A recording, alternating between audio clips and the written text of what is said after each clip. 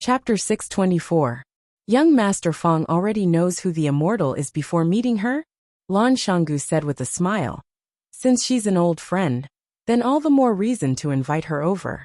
Are you afraid that Lu Shu and I will steal your limelight? You don't have to worry about this. Lu Shu and I are indeed a bit more handsome than you. But as long as it's a woman that young Master Fong values, even if we admire her, we definitely won't pursue her. Of course, if that immortal accidentally takes a fancy to us, and takes the initiative to launch a fierce attack on us, at that time, young Master Fong mustn't break us up because of jealousy. Fong Yin knew that Lan Shanggu was joking with him, using such a casual way to get closer to him. This was a man with a high EQ. With him joking around, it made people feel much more relaxed. If he were to sit there with the willow tree with a gloomy face, speak sarcastically, and look at people with a hidden ominous glint, perhaps Fong Yin wouldn't even be able to hold on for a minute. He would have long made up an excuse like his puppy was about to give birth to a second child and run away. Fong Yin shook his head, looked at Lan Shanggu and said, "We're not old friends. I know who she is, but she doesn't know who I am. Plus, we've never met before. You can say that we're complete strangers." Lan Shanggu looked confused and asked, "I'm getting more and more curious. What kind of person could make young Master Fong fall in love with her so much? I know that the women around young Master Fong are all beauties. Ordinary people can't enter your eyes. Someone who plays classical music? If there really is such a person, then it can only be that legendary figure. There's only one person in the whole of Huaxia. I'm afraid I won't have the luck to meet her in this lifetime." "That person?" Fong Yin said with a smile. Lan Shanggu's eyes widened and said, "One of the 7 addicts of Huaxia Liqi?" "That's right." Fong Yin nodded with a smile. "When I was in Beijing, I was fortunate enough to hear one of her performances. I only heard the music, but didn't see her. However, it was enough to be unforgettable. He subverted my understanding of music and magnified all kinds of positive and negative emotions hidden in the bottom of my heart. It made it difficult for people to extricate themselves from the past. Some were sad, some sighed, and even more wept. My voice lingers for 3 years. When I first heard the sound of the zither, I didn't have such a strong feeling. But towards the end, I once again fell into an uncontrollable mood. I think that a musician of this level is not something that can be found easily. Only she had such an ability. Who else could it be if not her?" "Yes. I've also heard of an interesting story about Music Fanatic," Lan Shanggu said seriously. "It's said that when someone listened to Music Fanatic's live performance, they were so excited that they ran around naked. This kind of baseless thing." Fong Yan's cheeks were slightly red, and she had the urge to strangle those people who were gossiping around. It's usually a marketing event for the company behind the scenes. Entertainment companies often use this kind of method to promote their artists. I didn't expect that a fairy like Music Fanatic would also use it. It seems a bit vulgar, and doesn't match the identity of Music Fanatic Huaxia's 7 fanatics. Who doesn't know how to market? Lan Shanggu said with a smile. Fong Yin carefully examined Lan Shanggu's expression, wanting to see if he knew what happened at the Maple Leaf Club that night. To his disappointment, he got an affirmative answer from Lan Shanggu's face. He knew everything that had happened that night. He even knew that the streaker was sitting in this private room. He was deliberately teasing him with this matter. That was the resonance between the heart of Tai Chi and the music, causing the internal energy in the body to run wildly, and the clothes on the body burst. Fong Yin tried hard to explain. "You don't understand." "Yes, I don't understand," Lan Shanggu said. "Many people present didn't understand either. That's why when I heard about that incident, people said that someone was so excited after hearing the Music Fanatic's performance that he took off his clothes and ran naked. I couldn't correct them. After all, I wasn't there to witness that exciting scene." Fong Yin wanted to take back Lan Shanggu's shares from Longta Group. What was the point of letting him earn so much money? He was going to strangle him to death soon anyway. "I didn't expect the mysterious Music Fanatic to appear in Huaqing, and to come to my Blue Mountain Club."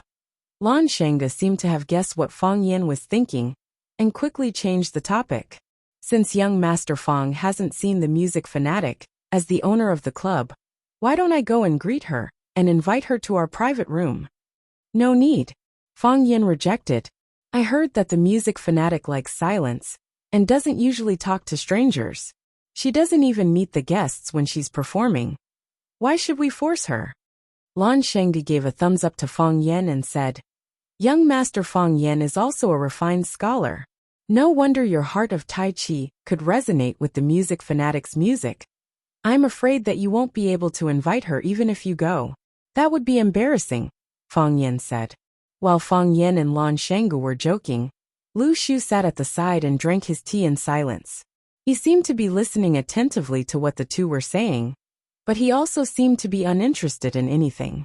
Lu Shu, one of the 4 prodigies of Huaqing, was once active in the circle of Huaqing's playboys. Ever since he was disfigured in that accident, his personality had changed drastically. He was now like an eccentric monster. That's right, someone had already given him a new nickname, Wolf Head. After 3 steeps of the ambergris, just as Fang Yin was about to get up and leave, there was a commotion outside the private room. Who was the one playing the piano just now? Come out and let me see. Come out, we'll be greatly rewarded. I hope it's a beauty. If it's an old lady, it'll ruin our mood. Fang Yan's expression was slightly angry, but he didn't say anything in the end. Although he had never met Li Qi before, because of these 2 songs and the telepathic resonance between them, he had already regarded Li Qi as a close friend in his heart. He didn't want Li Qi to encounter any injustice. The people outside were obviously here for Li Qi. They could also hear the beauty of the piano sound. So now they wanted to see who the person playing the piano was. Lan Shenggu had been paying attention to Fang Yan's words and actions. Seeing Fang Yan's unhappy expression, he smiled and said, In the few years that eldest young master wasn't here, some kids appeared in Huaqing. These young people rely on the fact that their families are rich to be arrogant and domineering. They often do things that are out of line. They probably think that Mr. Li Qi's piano sound is beautiful, so they couldn't help but come and say hello to her. Fang Yin nodded and said, I hope they won't make things difficult for Li Qi. People who are dedicated to their work are worthy of admiration, especially those who are devoted to music. Don't worry, Lan Shenggu said with a smile. This is my turf. I'm sure they will give me some face. As soon as Lan Shenggu finished speaking, the noise outside became louder and louder. Are the people inside all dead? Open the door, we're going in. B*TH, are you going to open the door or not? If you don't open the door, I'm going to smash the door. Do you know what this place is? This is the Lan family's turf. I'm telling you, if you don't open the door, you'll never be able to leave the Blue Mountain Club. The voices outside traveled into the private room. Fang Yin looked at Lan Shenggu with a smile. Lan Shenggu's face was so gloomy that water was about to come out. He had just bragged to Fang Yin that the young people outside would more or less give him some face. And now they were yelling that they would smash the door and make it impossible for them to leave the Blue Mountain Club. He felt his old face burning with pain. He had been slapped dozens of times by the kids outside. I'll go out and take a look, Lan Shenggu said in a low voice. Fang Yin nodded and said, I'm going home to sleep as well. Let's go out and see what's going on. Since Fang Yin said to go, Lu Shu naturally followed. They walked out of the private room, passed through an alley, and saw a group of young people in luxurious clothes standing in a small courtyard. There were both men and women, and they all looked very young. Because they had too much to drink, their standing posture was crooked. There was even a young couple who leaned against a pillar and kissed, as if there was no one else around. At the door of a room, there were a few young people holding wine bottles. They were cursing and swearing, saying some unbearable things. There were also 2 young people who were a little impatient and directly ran over to knock on the wooden door of the private room. If they couldn't open the door, they kicked it with their feet. The sound of banging was endless. The wooden door creaked. If it wasn't for the fact that the wooden door was sturdy, it would have been broken by these people. A bunch of scum, Fang Yin said coldly. Seeing that Fang Yin was angry, Lan Shenggu's heart sank. He strode towards the scene of the accident and shouted, All of you stop. Lan Shenggu was tall and had a strong aura. His voice was like thunder, giving people a great deterrent. There was a moment of silence. However, when those young people saw that Lan Shanggu was just a big guy they weren't familiar with, they started laughing again. Damn, who is that big guy? Where did this mad dog come from? How is this a mad dog? It's clearly a big black bear. Ha ha ha, I know him. He's the idiot who proposed to split from the Lan family. Lan Tingyue, your idiot big brother is here. Lan Tingyue stood at the door, staring fiercely at Lan Shanggu who was walking towards him. Chapter 625. The old hatred had yet to be resolved, and now there was a new one. Lan Tingyue hated Lan Mountain Valley. This hatred stemmed from the excellence of Lan Mountain Valley in the past, and the jealousy in his bones. However, he didn't expect that 3 years ago, he would make a mistake and cause his own death. If he hadn't left the Lan clan, which young master in Flower City would dare to look down on him? Just because of a few words in front of the house, Lan Tingyue's newly bought Lamborghini was hit by a Hummer and turned into scrap metal. They didn't even need to drag it to a 4S shop to be repaired, because the repair money was enough to buy a new, better car. If there was a chance, Lan Tingyue wished he could put a gunny sack on Lan Guda's head, beat him up, and throw him into the Pearl River. However, he knew that the possibility of this happening was too low, because the Lan Mountain Valley was too ferocious. If he really fought with Lan Shanggu, it was more likely that Lan Shanggu would put a gunny sack on his head and beat him up before throwing him into the Pearl River. Although Lan Tingyue didn't like Lan Gulu, he liked the Blue Mountain Club established by Lan Gulu. It gave him a sense of security. He could proudly tell others that this was the Lan family's territory. Of course, the staff of the Blue Mountain Club did treat him like a master. Today, when Lan Tingyue was drinking with his friends in the outfield, he suddenly heard a very strange sound of the zither. They didn't know what was going on. After hearing the sound of the zither, all the friends present felt uncomfortable. However, even when they were in a bad mood, they still hoped that the music would not stop. While they were hurt and looking forward to it, the sound of the zither slowly disappeared. Their hearts were filled with regret. How could these young people understand the beauty of regret? Lan Tingyue immediately summoned a club member, who was familiar with him, and asked him where the sound of the piano came from. The club member would not hide anything from the cousin of the big boss. Therefore, Lan Tingyue took this group of second-generation masters of Zihua City to find the person who played the zither. He called the door, but it didn't open. Just when he was about to show his hooligan style, Lan Shanggu appeared like a ghost again. Murphy's Law said that whatever you were afraid of would happen. Lan Tingyue felt that it was necessary for him to have a good talk with the guy named Murphy. Lan Shanggu walked in front of Lan Tingyue and stood still, staring into his eyes coldly. Lan Tingyue was a little guilty, but he was more angry. He felt that Lan Shanggu was humiliating him. He was using his aura to oppress him. Lan Shanggu did not speak, neither did Lan Tingyue. Lan Tingyue stubbornly looked at Lan Shanggu. He wanted to use practical actions to prove to Lan Shanggu and the surrounding companions. I, Lan Tingyue, am also a man of iron blood. Let's go back, Lan Shanggu said. Lan Tingyue straightened his neck and said, Why? Because I want you to go back, said Lan Shanggu. I'm not going back. Lan Tingyue sneered. Who do you think you are? What right do you have to control me? My dad doesn't even care about me. Who do you think you are? You have already left the Lan clan. You are nothing after leaving the Lan clan. What are you looking at? Do you have the ability to hit me? Pa! Lan Shanggu slapped him. This slap was extremely sudden, fast and ruthless. Lan Tingyue couldn't react in time, and the right side of his face was hit. His feet kept retreating, and if it weren't for someone behind him, he would have fallen to the ground. Lan Tingyue covered his face and wanted to curse back, but Lan Shanggu had already rushed over and kicked him. Clang! Lan Shanggu's stomach was kicked. His body couldn't support it anymore, and he rolled to the ground with a companion who was behind him. Their bodies collided. Lan Tingyue's head hit the hard stone steps. His forehead broke a piece of flesh, and blood seeped out. The companion behind him was even worse off. Half of his waist was hit by the stone steps, and he felt like his body was going to break in half. Lan Tingyue only felt dizzy, and his eyes stared at Lan Shanggu timidly, afraid that he would go crazy and charge at him again. You dare to hurt people for no reason? A middle-aged man with amber tortoiseshell glasses on his nose stared at Lan Shanggu with unfriendly eyes. Tortoiseshell was highly toxic and couldn't be eaten, but it could be used as medicine. Its effect of clearing heat and detoxifying was comparable to that of rhinoceros horn.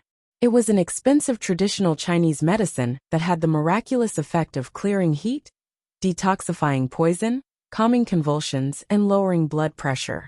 Tortoiseshell glasses could relieve eye fatigue and keep one's brain cool and clear at all times. Of course, these glasses were also extremely expensive and hard to find. The middle-aged man pointed at Lan Tingyue and said, "This is my brother. No one has ever dared to hurt my brother."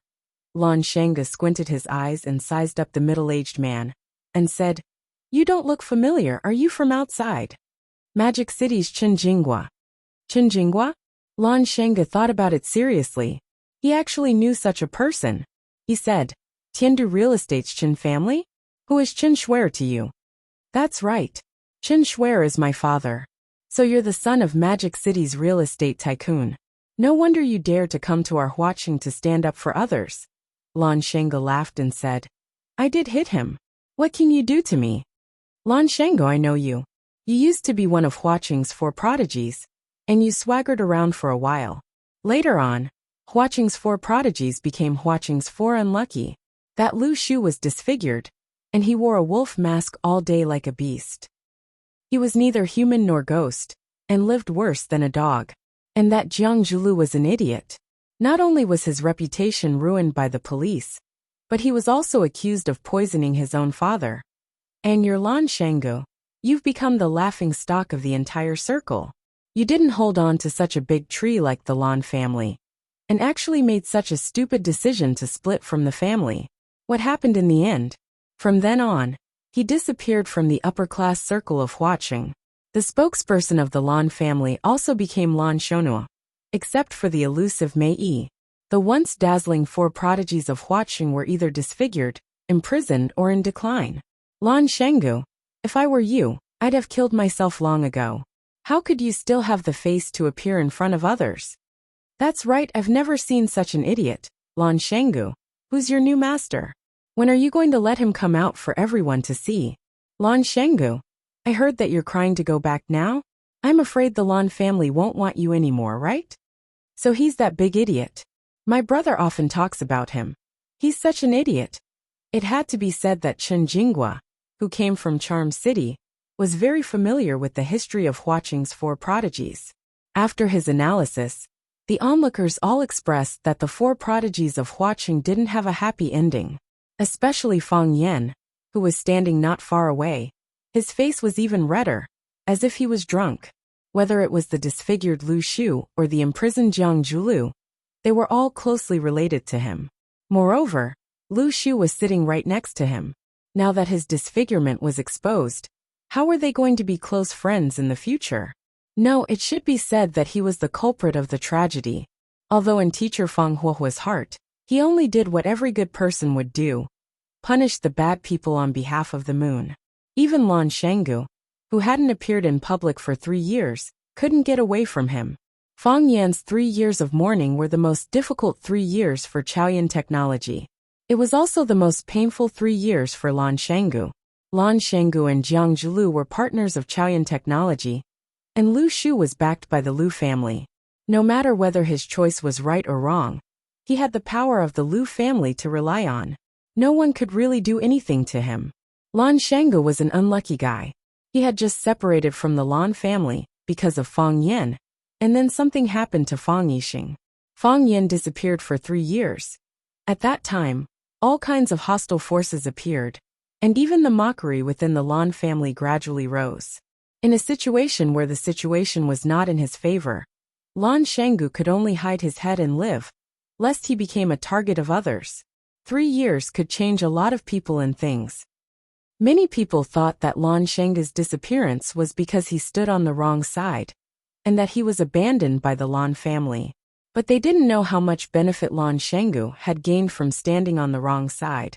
It was also because of Lan Shanggu's 3 years of silence that the young people, who had just emerged in Huaqing, didn't really care about him. Even some of the young people who couldn't be compared to the four prodigies in the past began to order him around in front of him, very arrogant.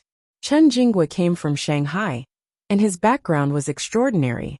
He and Lan Tingyue got to know each other overseas, and after he came back, they visited each other more frequently. Lan Tingyue was embarrassed to say that he was hit by Lan Shenge's car in order to save face, but he was beaten up by his cousin in front of so many friends. This was really embarrassing. Chen Jinghua wanted to stand up for his brother, so he naturally had to step on Lan Shenggu. After hearing Chen Jinghua's words, Lan Shengge laughed out loud. He pointed at the willow tree on the wheelchair in the shadow and said, "That person is the one you said is neither human nor ghost. One of the four unlucky spirits of Flower City, Willow Tree." Lu Shu snorted coldly, very dissatisfied with Lan Shenge's introduction. However, he stared at Chen Jinghua fiercely, like an animal that had been completely provoked. He could despise and even insult himself, but he wouldn't allow others to despise and insult him. Lan Shenge pointed at Fang Yan, who was standing beside Lu Shu, and said, "That person, his name is Fang Yan. In the past, you didn't know his name, but it's okay. He was originally a very low-key person. But from tonight onwards, the entire Huaqing will know of his existence." Lan Shenge's smile was sinister, and his voice was cold as he said, "Remember, his name is Fang Yan. I'm Lan Shenggu. That cripple is Lu Shu. Tonight, we'll do something exciting for everyone." Chapter 626. Something hot-blooded and exciting? What hot-blooded and exciting? When they heard Lan Shanggu say that he, Fang Yan, and Lu Shu were going to do something hot-blooded and exciting tonight, everyone had a bad feeling. Lan Shanggu's expression was so flamboyant, even a little arrogant. This was very different from his previous low-profile and forbearing personality. His tone was so calm and natural, with a sense of pride and confidence that he was in control of the whole situation. Until now, some people remembered that the Blue Mountain Club was under Lan Shanggu's name. He was the leader of this land, the king of everyone. If he wanted to make people unhappy, it wasn't a difficult thing to do. Lu Shu had been sitting there with an indifferent expression all this while. Even when others scolded him for being a disfigured monster wearing a wolf mask, or even a beast that was neither human nor ghost and lived worse than a dog, other than his pupils constricting slightly and the red blood vessels in the whites of his eyes becoming redder, he did not show any extreme reaction. He was like a bystander, a witness. Everything that happened today had nothing to do with him. But now Lu Shu had the desire to speak. Lan Shanggu, his voice still carried a strong sense of mockery, as if he didn't like anyone or anything. He's not willing to be lonely. He wants to prove to Flower City that he's back, that he's the final victor. This person's personality has always been so radical. Fang Yan's sharp eyes looked at Lan Shanggu, who was standing in the middle of the crowd, but the smile on his face was somewhat calm. He didn't seem to care about what Lan Shanggu was about to do, and he didn't care about the results. Originally, I thought that we could wait a little longer, at least until the Longta group becomes a whole in our hands, until we put all the meat on our plates, until we eat the roasted duck into our stomachs. Fang Yan replied softly, "But since Lan Shanggu feels that today is the best time, and this is the best place, then let him stand up and make a declaration. Let him tell everyone in Flower City that we're back." It was also to let those enemies, detractors, belittling people, and neutral onlookers understand this matter. We are the final victors, and we will soon rule over Flower City. Lu Shu looked at the sight of Fang Yan's face in astonishment. This was a gentle man, a refined man. A man who would not say such arrogant words as "I am the only one in the world," even when he was using violence. He had never heard Fang Yan say something like that, saying that they were the final victors, and that they were going to dominate Flower City. Needless to say, this kind of feeling was really quite exciting. "Do you think it's strange?" Fang Yan asked with a smile. "There were a few accidents," the willow tree said. "This has always been your goal. It was an in on your way. You have been working hard towards this goal. But you have never said that you didn't want to become the ruler of this city." Fang Yan grinned and said, "I've never thought about becoming the ruler of this Flower City. What I've obtained today isn't the goal I've been working so hard for. I'm not afraid of you laughing at me for saying this. When I returned to Swallow Dock 3 years ago, I even wanted to go back to Flower City after the new year and quit my job as a teacher at Rosefinch Secondary.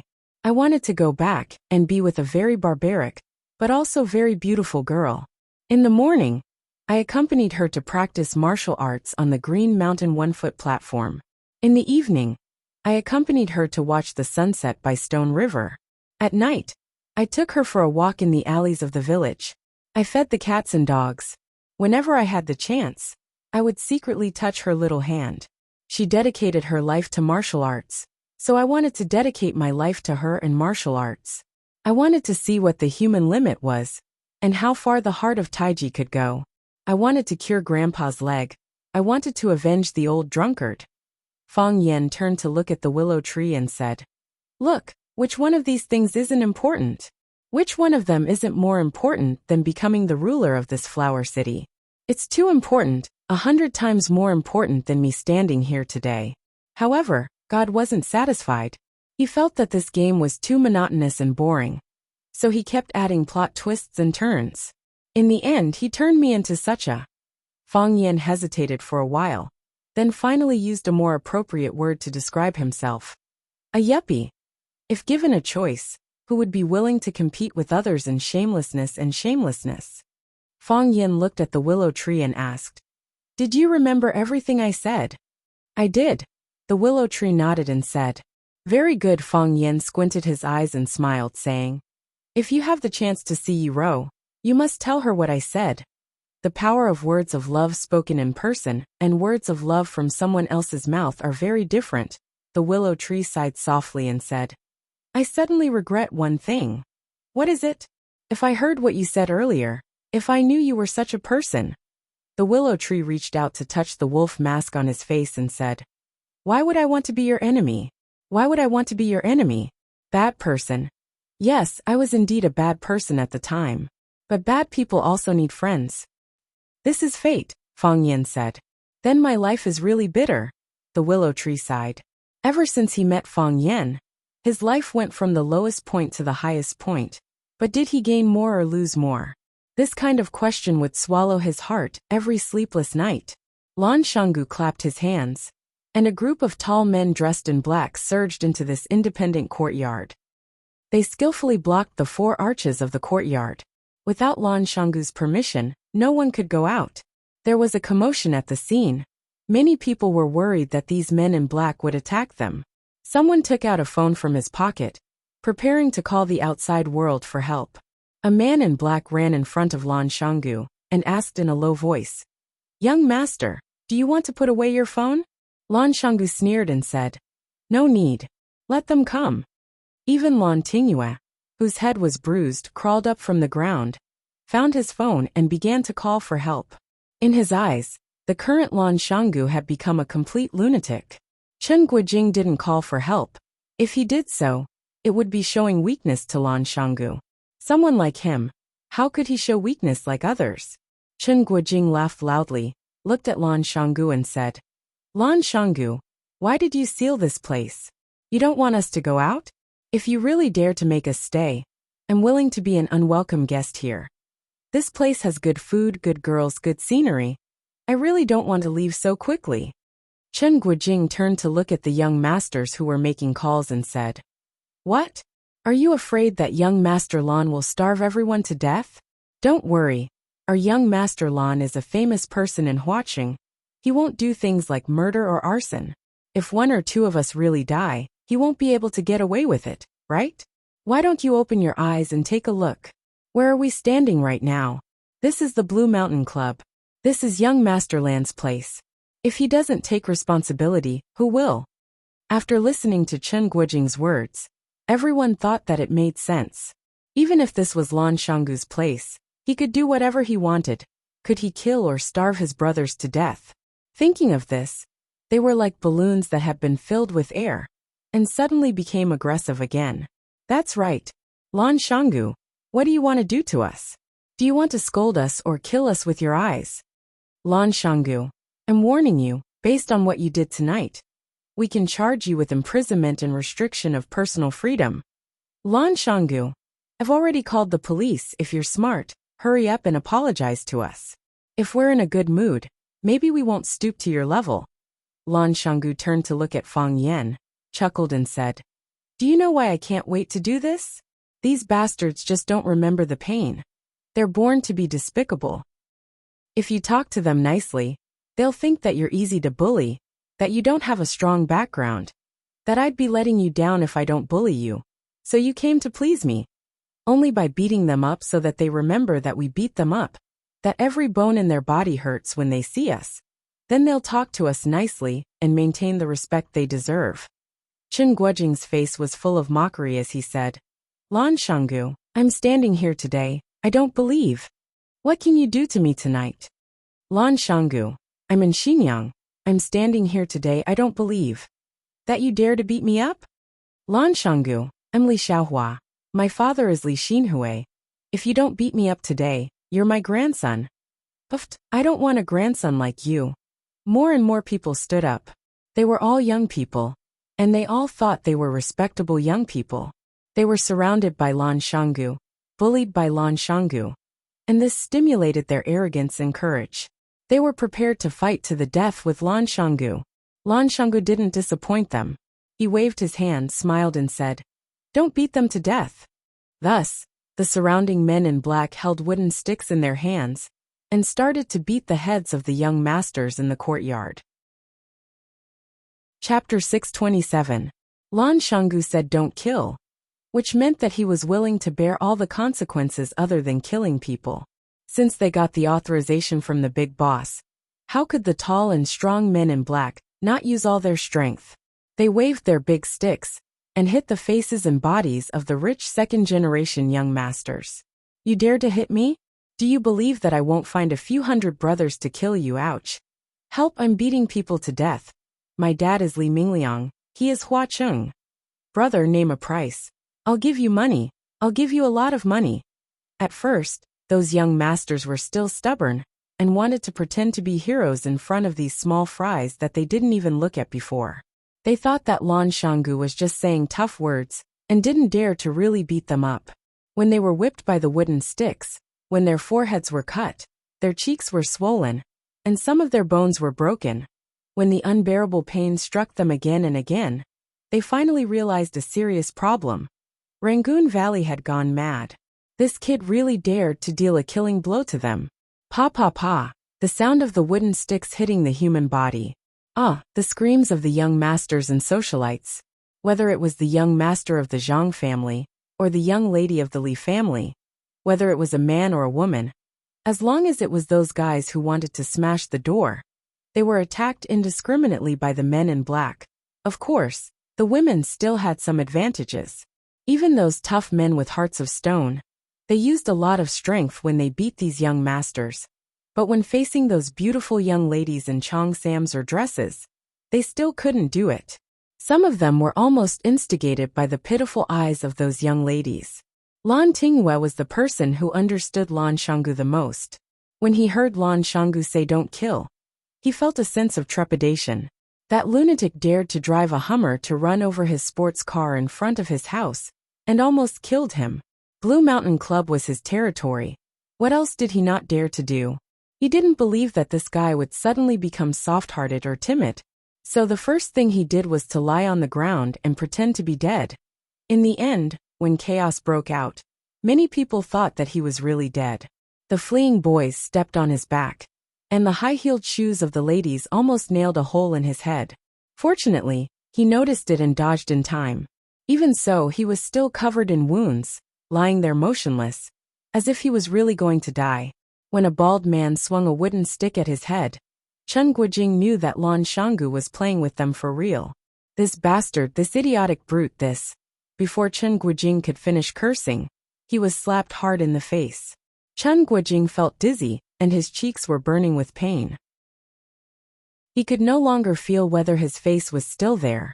However, Chen Guojing was unwilling to admit defeat just like that. He was a high and mighty young master. Lan Shanggu, who had lost the support of the Lan family, was just a lowly little bumpkin. They were not qualified to talk to him on equal footing. Lan Shanggu, how dare you hit me? Chen Guojing covered his face, turned around, and finally found where Lan Shanggu was standing. His eyes stared fiercely at his target, and said fiercely, Lan Shanggu, prepare to pay the price in blood. I want you to die. I want you to die without a burial place. Smack. The bald man once again raised his rod, and ruthlessly smashed it on Chen Guojing's head. Crack. The wooden stick broke into two, and Chen Guojing's forehead was overflowing with dark red blood. When the blood flowed to the corner of his mouth, Chen Guojing finally couldn't stand anymore, and his body fell heavily on the lawn of the courtyard. After Chen Guojing fell, the group of arrogant and despotic young masters and young ladies no longer had anyone who could stand up. Lan Shanggu waved his hand, and the group of men in black scattered in all directions with their wooden sticks. Once again, they silently guarded the four arched exits of the small courtyard. My head is bleeding. I'm going to die. Send me to the hospital. Mom, they hit me. I want to go home. I want to go home. Ouch, my leg is broken. Wailing like ghosts and howling like wolves, miserable and miserable. Lan Shanggu passed through the group of people lying on the ground, and stopped where Chen Guojing fell. He squatted down and looked at Chen Guojing, whose head was bleeding and body was twitching, and smiled.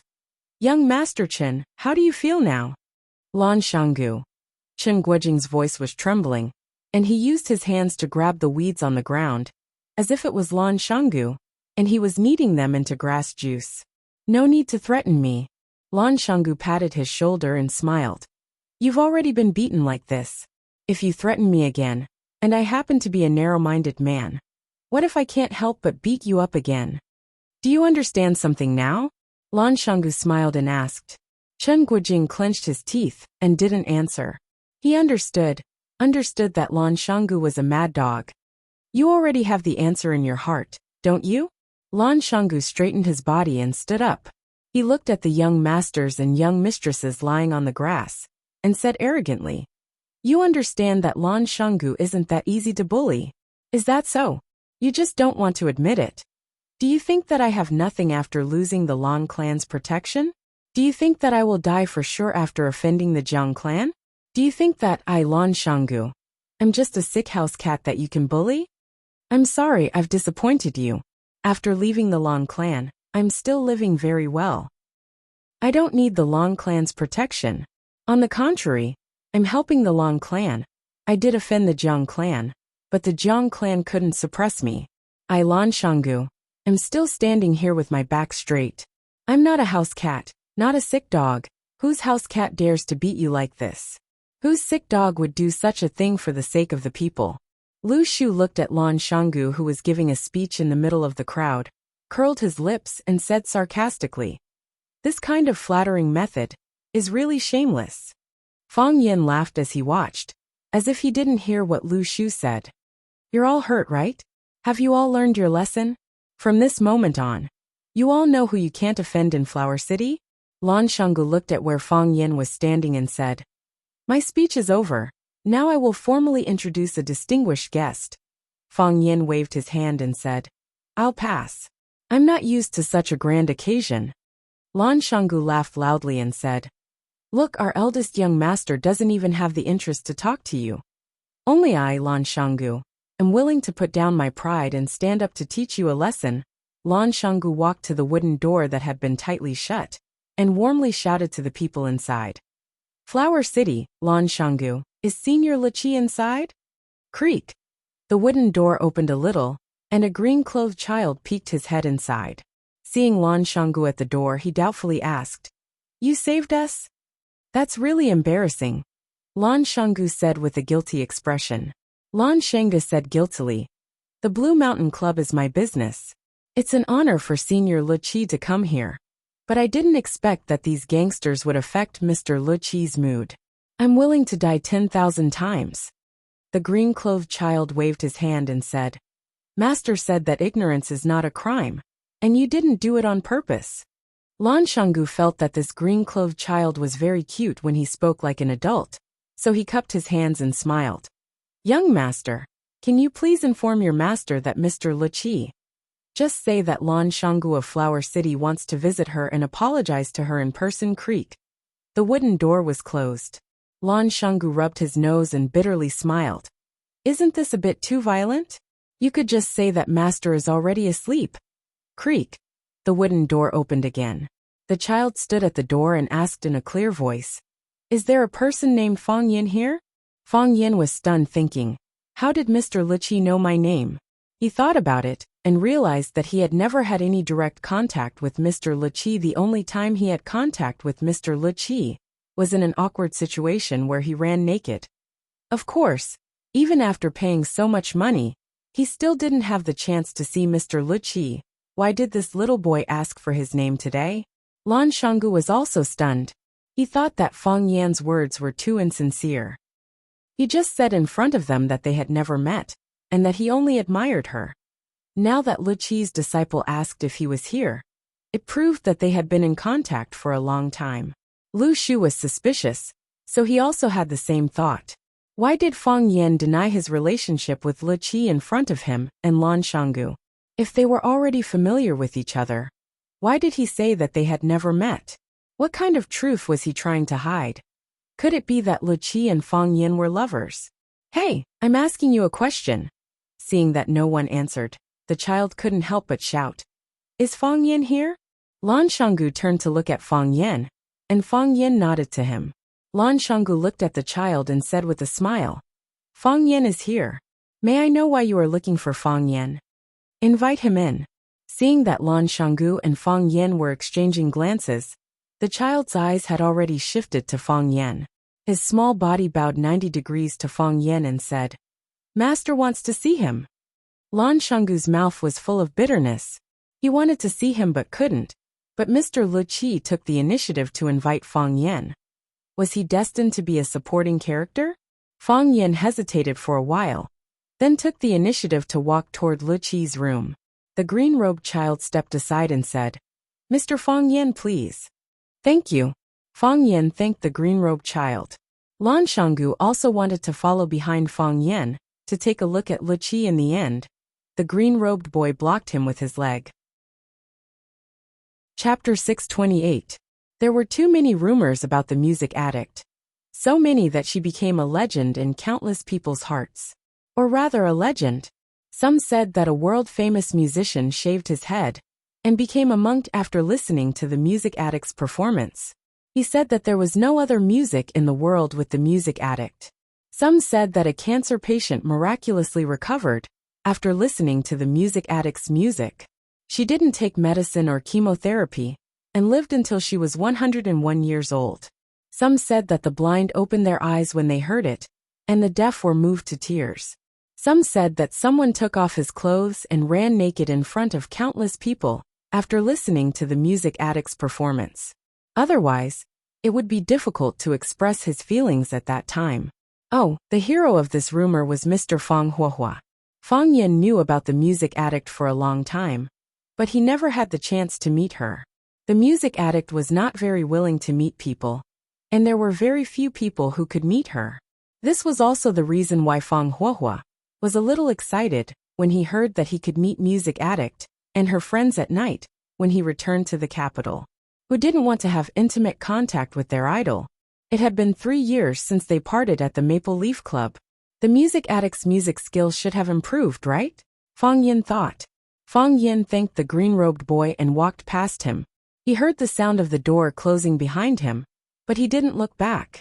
This was an antique room. Most of the furniture and walls were made of various kinds of wood. It was simple but not simple. Every decoration was unique. Every one of them had a great background and was worth a fortune. He couldn't see her, but he could smell the fragrance of flowers. Yes, it was the fragrance of flowers. There were roses, lilies, peonies, lilacs, hyacinths, and some unknown flowers. The room was filled with pots of flowers. The flowers were blooming, and their fragrance assailed the nostrils. It made people feel like they had entered a flourishing garden.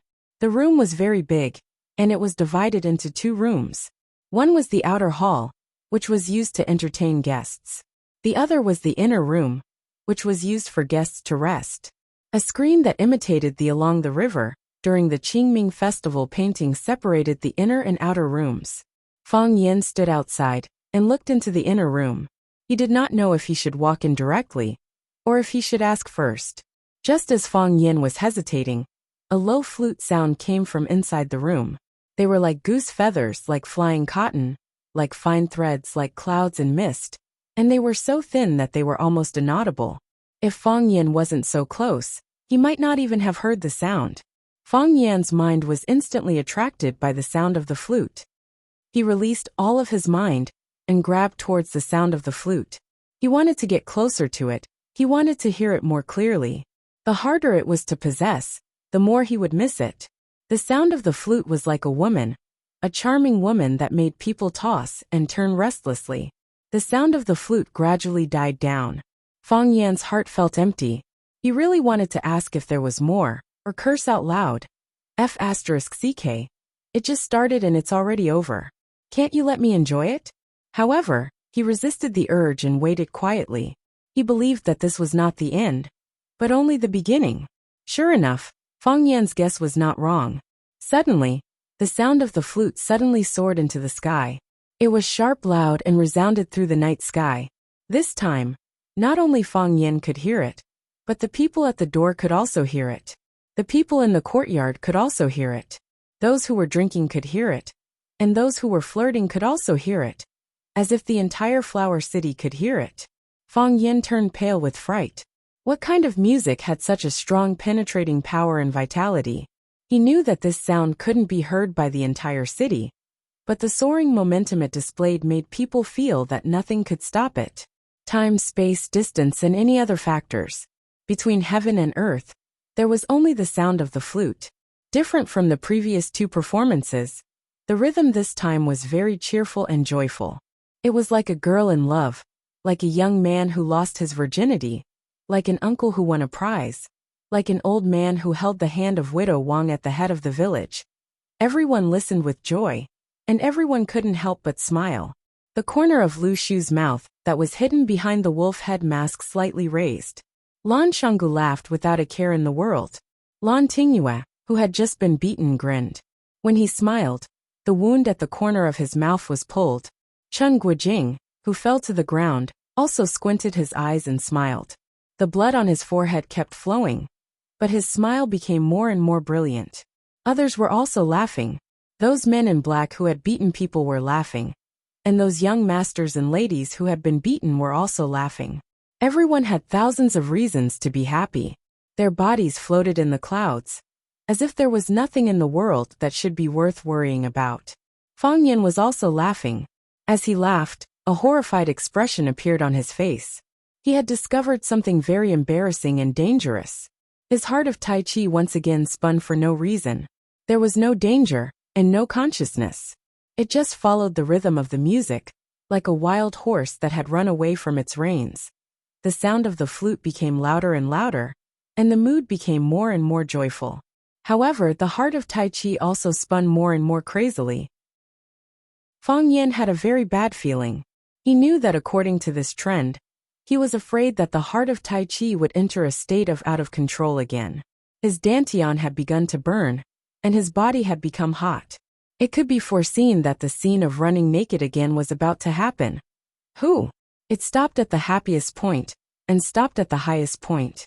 When the sound of the flute brought everyone's mood to the highest point, it suddenly stopped when everyone was laughing the most happily.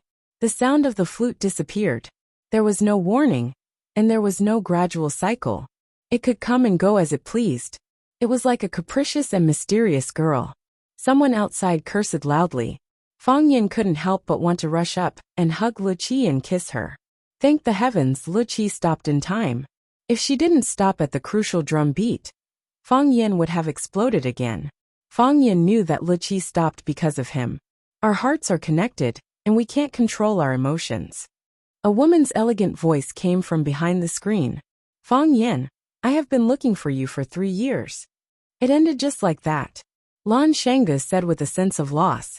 He loved tea and wine, but he wasn't usually interested in music. However, after listening to Lu Qi's performance, he realized that music was such a wonderful thing. It could move your emotions and temporarily separate your body and soul. It could bring your soul to travel beyond the heavens and soar in this boundless world. But why did it end just like that? Lu Shu frowned. He was obviously very dissatisfied with Lachi's unfinished behavior. Lan Shengge sighed softly and said, "One of Huaxia's 7 addicts, Lachi, came to Huaqing, to the Blue Mountain Club, to the Lan Valley. I actually didn't have the chance to meet her. If this gets out, how can I go out and meet people? Tell me, should I knock down that kid guarding the door and force my way in to take a look? I've already said those shameless words just now, but aren't you still alive and kicking without losing a pound or two?" The willow tree said with a face full of ridicule. Lan Shengge touched his nose awkwardly and said, "Brother Lu, I'm sorry. You also know that the Lan clan didn't handle things properly last time. This time, the old man in the clan pushed me to take the blame. Although young master didn't say anything, he was still a little unhappy. He has given me a huge benefit, so I have to give him some face. Isn't it what I should do to say good things about him in front of these useless people? How about next time you set up the stage, I'll do it for you. And you can also praise young Master Fong in front of everyone." "I can't do such a shameless thing," Lu Shu said disdainfully. "Hey, I say, old Lu, we're in the same boat now. Do you think I don't know what you're thinking? Say whatever you want to say, do whatever you want to do. What's wrong with saying a few words of flattery? Compared to the money we're making every day, it's nothing. Besides, what do you need to be shameless? Do you still have that thing?" "Lan Shengge," Lu Shu roared. All right, don't get angry at me." Lan Shengge laughed and said, "Even if I get angry, you can't kill me, right? Tell me, what is young master doing with that woman inside?" Lu Shu snorted and didn't want to answer Lan Shengge's childish question. However, he was also very curious. What was Fong Yin doing with that woman inside? At this moment, a middle-aged man hurriedly walked in. He walked to Lan Shengge's side and said in a low voice, "Young master, the families of these people are here. They want us to hand them over." "Are they very excited?" Lan Shengge asked with a smile. "Yes." The middle-aged man nodded and said, "Very emotional. Many people brought bodyguards and said that if we don't hand them over, they're going to take them by force." "Oh." Lan Shengge nodded and said, "Let them wait." Young Master Shonhua is also here," the middle-aged man said. Lan Shengge squinted his eyes and smiled and said, "Let him wait too." "Big brother." A young man wearing glasses stood at the door of an arched door and smiled as he greeted Lan Shengge and said, "Big brother, did Tingyue make you angry again?" Lan Shengge waved his hand and signaled the bodyguards to let Lan Shonhua in. Lan Shonhua walked in front of Lan Shengge and said, "Tingyue is young and doesn't know anything. Big brother, don't lower yourself to his level." Hearing Lan Shonhua's voice, Lan Tingyue finally had the courage to raise his head and shouted with a sobbing tone, "Big brother, quickly save me." Lan Shonhua scanned the ground and picked up a broken wooden stick that someone dropped on the ground and swung it at Lan Tingyue's body. "You bastard, always causing trouble. Today, I'm going to beat you to death here." Chapter 629. Lan Shonhua used half a stick to beat Lan Tingyue's face.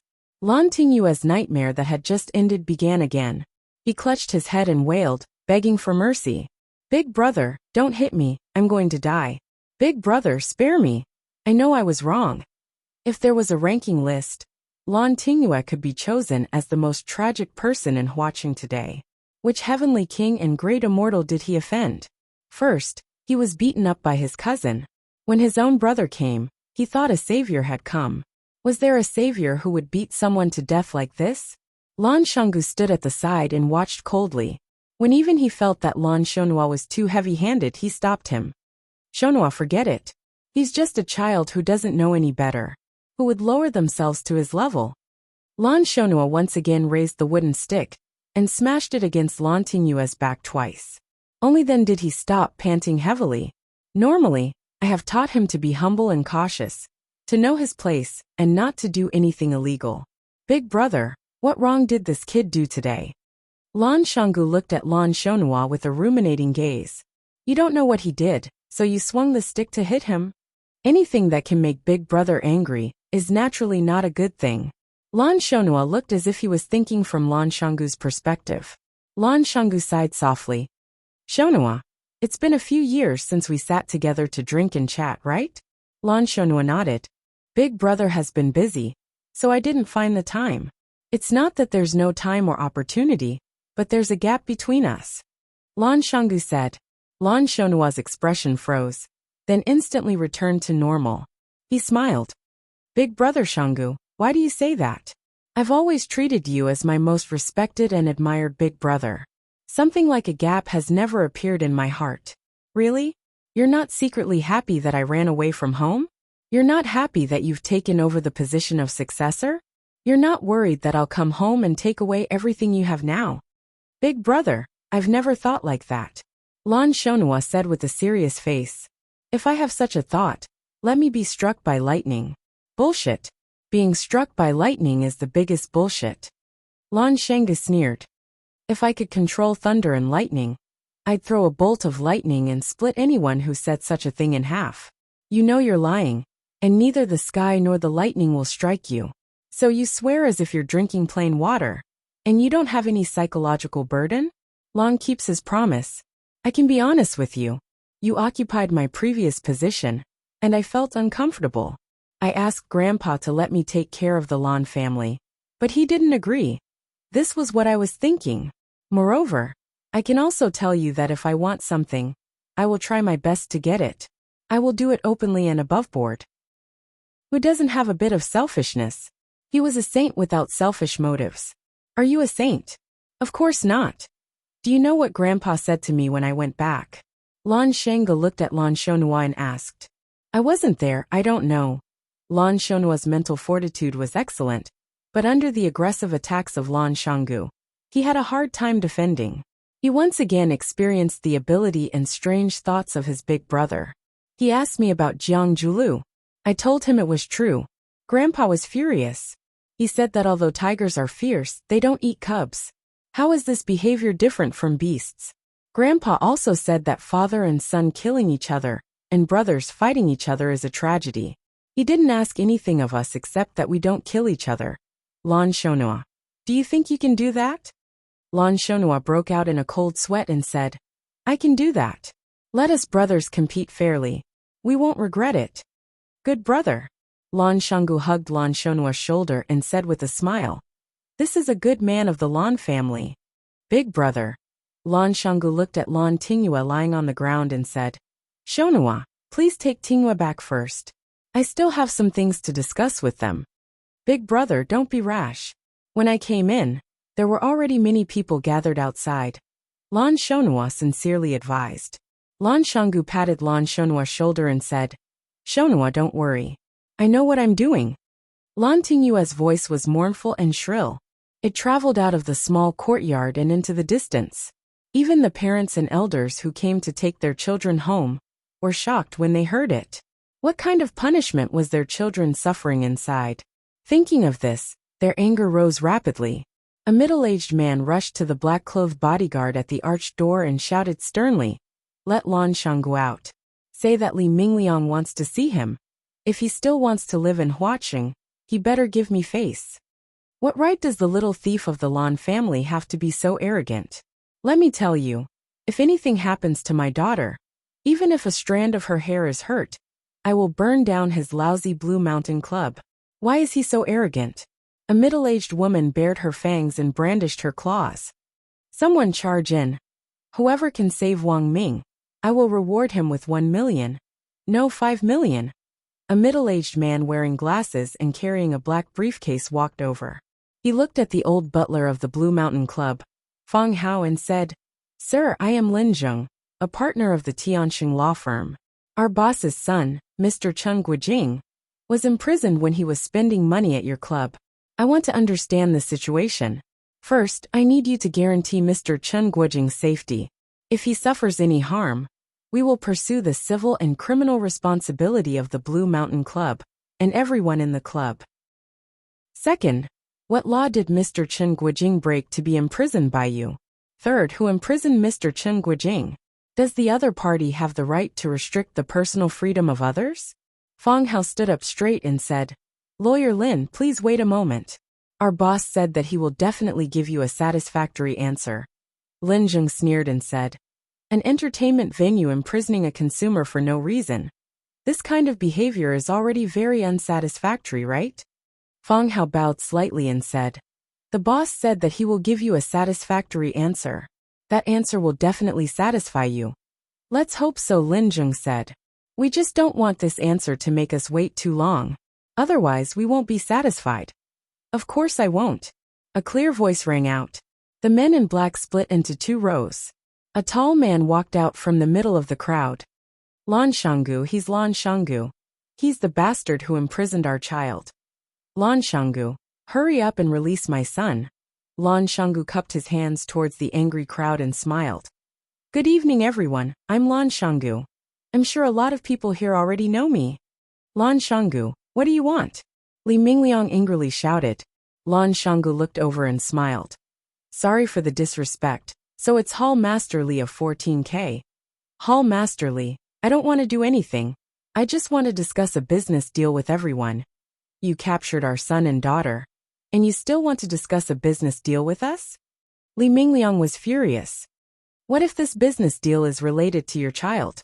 Lan Shanggu smiled and asked, "What do you mean?"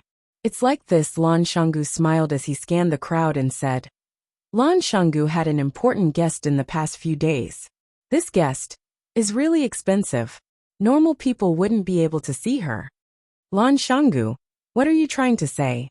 What does your Lan Shanggu's important guest have to do with imprisoning our child?" Someone became impatient. "Because this guest is very expensive, so I wanted to give her the best I could. And that's exactly what I did. However, someone just had to jump out and cause trouble. Not only did she listen to someone else's song for free, she even went to the guest's room to cause trouble, kicking the door, cursing, and even asking the guest how much the price is. You're all seniors here, please enlighten me. If something like this happened to you, how would you deal with it? Who is this guest? Maybe it's your Lan Shanggu who's spouting nonsense in front of us. If it was someone else, I'd be thick-skinned enough to borrow their tiger skin. Lan Shanggu really doesn't dare." Lan Shanggu smiled and said, "One of the 7 addicts of Huaxia, Liqi, Mr. Liqi. I know you definitely haven't seen her before, but you should have heard of her, right? Liqi. How could it be her? Liqi is in the City of Flowers." One had to admit that the influence of idols was huge. Many of the people present had heard of Liqi's name, and there were even diehard fans of Liqi, although they might not have even heard the songs that Liqi played. "How can you prove that she is Liqi? Does Mr. Liqi need anyone else to prove it?" Lan Shanggu asked back. "If it were you, would you dare to use the name of Liqi to do something like this?" "Lan Shanggu, don't use the name of Liqi to scare us. Tell us, what kind of business do you want to talk about?" Lan Shanggu laughed heartily and said, "Isn't this the point? Your child went to kick the door and cursed. I have to give Mr. Liqi an explanation. You all know how powerful Mr. Liqi is. Even if you don't know, you should be able to imagine. Her fans are not just the few of you and my Lan Shanggu. If I don't handle this matter well, the Lan Shanggu Club will have to take the blame. So everyone tell us, how can we appease Mr. Liqi?" Li Mingliang thought for a while and asked carefully, "Is 1 million enough?" Chapter 630. A person's name was like a tree's shadow. One of Huaxia's 7 addicts, music addict. Even if most people wished to meet her, they would never have the chance to hear her perform. However, music addict was famous and had many followers. If music addict were to get angry, her fans would definitely tear those who dared to offend her into pieces. Furthermore, music addict had been famous for many years. How many resources and connections did she have? These were all factors that everyone had to consider. Li Mingliang was the person in charge of 14K in Huaqing. He was famous for his ferocious fighting style. Even someone like Li Mingliang came up with the idea of spending money to get rid of the problem. This proved that music addict was indeed very powerful. 1 million. Lan Shanggu shouted. Mr. Li Mingliang is willing to pay 1 million to appease music addict. I can feel Mr. Li Mingliang's sincerity. However, who is music addict? Pure as ice and clean as jade, untainted by worldly affairs. She pursues the pinnacle of music all her life. Mr. Li Mingliang, do you really think it's appropriate to use something as dirty as money to make a deal with music addict? Li Mingliang panicked. Everyone's gaze was focused on him. It was as if he had really used money to insult music addict. Li Mingliang wiped the sweat off his forehead and looked at Lan Shanggu with a flattering smile. Brother Lan, Shanggu, what do you think is appropriate? You know that I haven't studied much and always like to fight and kill. Can you help me come up with an idea? How can I redeem my son Li Xiang? Is 5 million enough? Lan Shanggu strode forward and patted Li Mingliang's shoulder. Brother Li, since we're brothers, how can I not help you when you're in trouble? To be honest, it's not very elegant to talk about money with music addict. Who is music addict? Does she need your 3 to 5 million? Then what should we do? Li Mingliang grabbed Lan Shanggu's arm and asked. I have an idea. Not only can it appease Mr. Luqi's anger, but it can also be done in an elegant and humorous way. It will also become a good story. Brother Li will become a distinguished gentleman that people will talk about in the future. What idea? Brother, what idea? Quick, teach me. It's impossible for Mr. Luqi to accept money.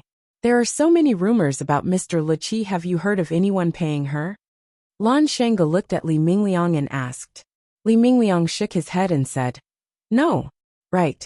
Aren't you going to incur the wrath of the masses by giving money to them? Lan Shanlai said with a smile.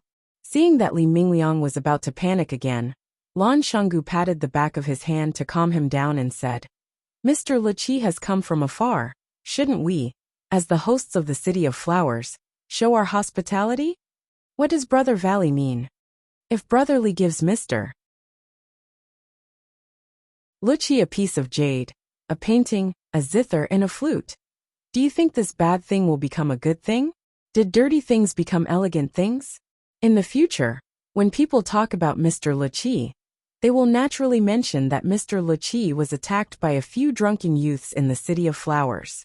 The youth's father felt very guilty and gave him a zither as an apology.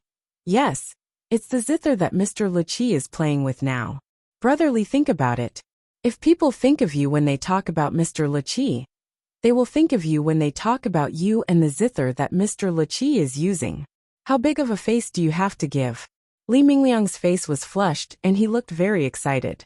He grabbed Lan Shanlai's arm tightly and said, Thank you, Brother Valley. Thank you, Brother Valley. This is a good idea. Where can I buy a zither? I'll go buy it now. I'll go buy it now. Lan Shanggu glanced at the old butler Feng Hao. Feng Hao immediately stood up and said, Mr. Li, our Blue Mountain Club has a treasure house. It happens to have a good zither called Kaibai. Although it's not as famous as green damask in Jiaowei, it's still a rare treasure. Kaibai. That's it. I'll take it. Li Mingliang said heroically. Mr. Li, this Kaibai is boss's collection. I'm afraid boss won't be willing to part with it. Li Mingliang looked at Lan Shanlai with a pleading expression and said, Brother Valley, please help me to the end. Can you help me settle this matter? Just think of it as me owing you a favor. Lan Shanggu hesitated for a while and sighed. Since Brother Li has spoken, I can't refuse your request. This Kaibai is indeed part of my collection. I bought it back for 10 million, and also found a top-notch zither master to maintain it. How about this? I'll part with it for 12 million, and let it become a wonderful story between Brother Li and Mr. Luqi. When Li Mingliang heard 12 million, his expression stiffened slightly. But when he heard that he could make a legend with Mr. Luqi with just 12 million, Li Mingliang's eyes lit up once again. That was one of Huaxia's 7 fanatics. Luqi, not everyone had the chance to gift a zither to Luqi. He, Li Mingliang, was a famous general in the history of music.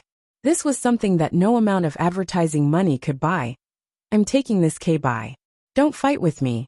Li Mingliang shouted. Brother Valley, I'll write you a check right now. Feng Hao walked over and said, Mr. Li, you can go and inspect the goods first. You can write a check afterward. Li Mingliang nodded and said, Okay, I'll go and inspect the goods first. What about my son? Lan Shanggu smiled and waved his hand. Brother Li, once Mr. Luqi calms down, your son will naturally appear in front of you. Good. Good. Thank you, Brother Valley. Li Mingliang clasped his hands and turned to follow the old butler to the treasury. Brother Lan, I also want to buy a gift for Mr. Luqi. Can you recommend something for me? Sister Li, it's good that you have such thoughts. I'm just afraid that Mr. Liqi won't like ordinary items. Unusual items are too expensive. Of course it's expensive. The woman in luxurious clothing sneered. That Li Mingliang is just a hooligan. If he can give Mr. Liqi a 12 million K buy, how can our Zhu family not give something decent to Mr. Liqi? Brother Lan, don't think about saving money for our Zhu family. You have to recommend me a gift that's better than Li Mingliang's K buy. You have to make others mention my gift when they mention Mr. Liqi. Of course we have to mention Sister Li Mi who gave Mr. Liqi a gift, right? Lan Shanggu laughed loudly. Li Mi's expression was a bit shy. She said, I've heard Mr. Liqi's performance before. That song really belongs in the heavens and stinks on the earth. I've always thought that if I had the chance to meet her, how great would that be? Now that there's such a chance, our Zhu family naturally won't fall behind. Lan Shanggu nodded, thought seriously, then said, Mr. Liqi likes flowers. Every time he performs, he would place all kinds of flowers at his place of residence. I have a peony painting in my treasury. It was painted by a famous Tang dynasty master. How about Sister Li take a look and see if you're interested? That's great. Li Mi nodded happily. Valley, I owe you a favor today. Sister Li, you're too kind. Brother Valley, can you recommend me a gift as well? Brother Lan, where's your treasury? Can I go in and pick a couple of gifts? Nephew Valley, you have to help me. My grandson is disobedient and offended Mr. Liqi. I have to show my sincerity to Mr. Liqi on his behalf. Did my son offend Mr. Liqi? What? No, this bastard, useless coward. Lan Shanggu pushed all of them to the treasury of the Blue Mountain Club and let them choose their gifts. As long as they picked one and mentioned his name, they would get a 10% discount. These people were all grateful. They all wanted to have an intimate encounter with their idol. Even if it was just a name, it would be good. Lin Zheng, a lawyer from the Tianxing law firm, coldly watched this scene unfold. After Lan Shanggu sent away the last pitiful helper, Lin Zheng carried his briefcase and walked over. He said sarcastically, Young Master Lan, you're good. You used Liqi's name as a tiger's skin. No one dared to argue with you about beating people up. You even tricked them into buying your junk that won't sell for 10,000 years. You established your reputation and made money. I have to say, this is really amazing. Lan Shanggu laughed and looked at Lin Zheng. He said, After being with smart people for so long, I naturally have to learn to be smarter. In the past, I would never have done such a shameless thing. Later on, I found out that my friend not only did it, but it was also very likable. So I secretly remembered his routine and wanted to experiment it on the spot when I had the chance. Today, I tried it out and found that the effect was really not bad. Mister, do you want me to recommend a gift for you? No need. Lin Zheng rejected him firmly. They were fooled by you. I, Lin Zheng, wouldn't do such a stupid thing. I've already stated my purpose of coming here. I want to see my client and ensure his personal safety. I like dealing with smart people. Lan Shanggu nodded. He said, Who did you say you wanted to see? Chen Guojing. Lin Zheng said. Chen Guojing, the son of the big boss of Tiandu Real Estate. Oh, so it's him. Lan Shanggu thought seriously and said, You might not be able to ensure his personal safety. What do you mean? Because I've already ensured that his personal safety is very dangerous. Lan Shanggu said with a smile. Chapter 631. Lan Shanggu, don't go too far. Lin Jing's face was full of anger. If anything happens to Lin Guojing, we definitely won't let it go. Lan Shanggu sneered and said, I'm bullying you, so what? Lan Shanggu. Look, it's true that people who aren't from the same family don't enter the same door. I was wondering why I felt a little familiar looking at you. When Chen Guojing was scolding me, he was also very arrogant, but I beat him until his face was swollen. He lay on the ground and pretended to be dead. He didn't even move when I kicked his butt. Now you're playing the same trick again. First, you threaten me and act like I'm not afraid of you. Then, you act like you're angry after being slapped in the face. Lan Shanggu looked at Lin Zheng unkindly and said, I'm not giving face to your Chen family today. What can you do to me? Lan Shanggu was no longer interested in talking to him.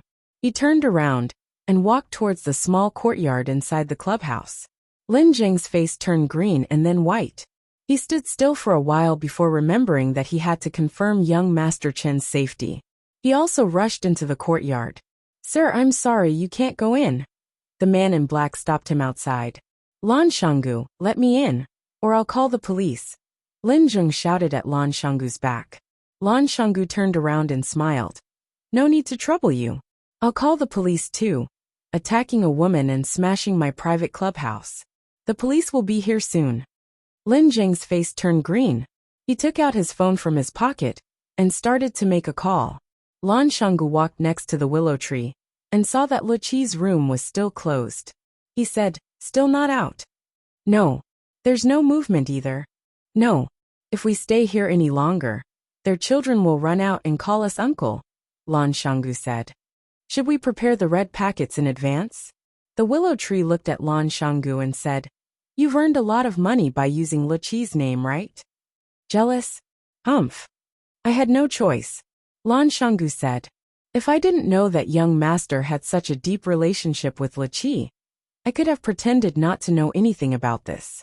However, since I already knew that he had a close relationship with Lu Qi, and Mr. Lu Qi happened to be wronged at the Blue Mountain Club in Orchid Valley, I had no choice but to stand up for her. It's rare for Mr. Lu Qi to come to Huaqing. We should ask her to bring back some local specialties."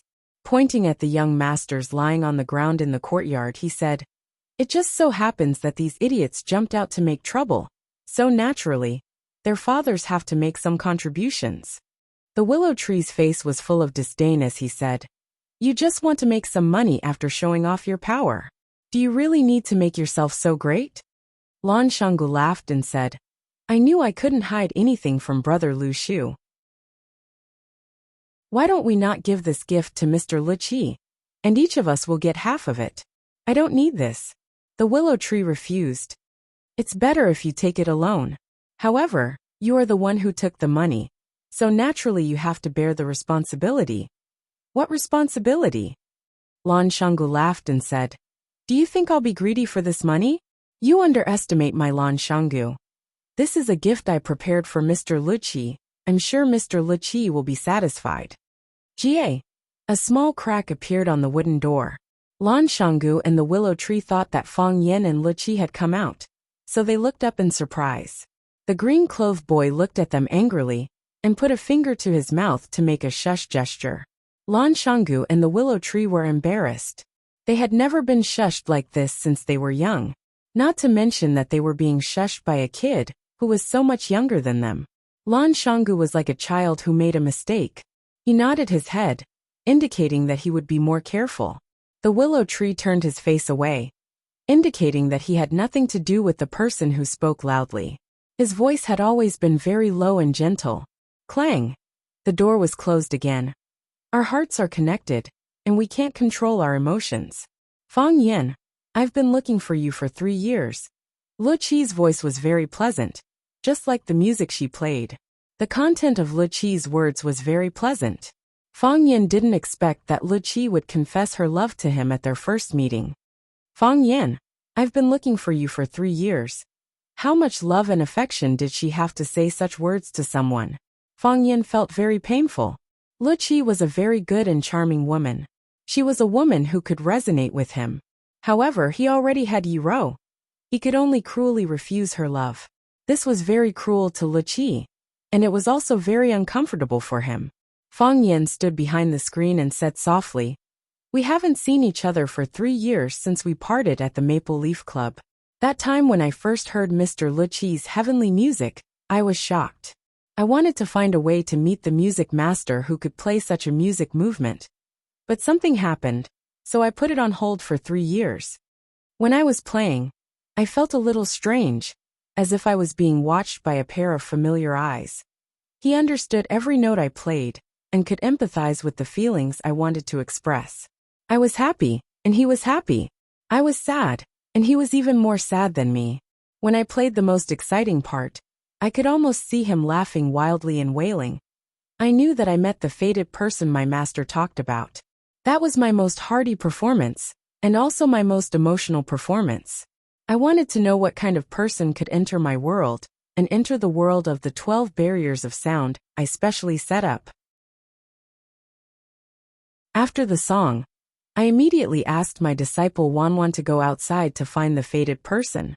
Unfortunately, she was misled by the skin and asked the wrong person.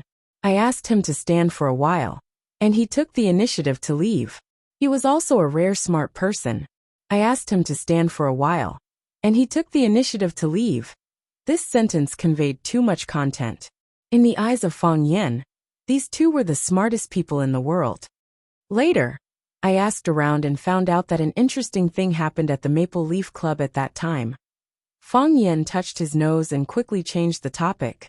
He said with a smile, "I finally met him today. People who meet each other will meet again. This is God's will." Yes, this is God's will.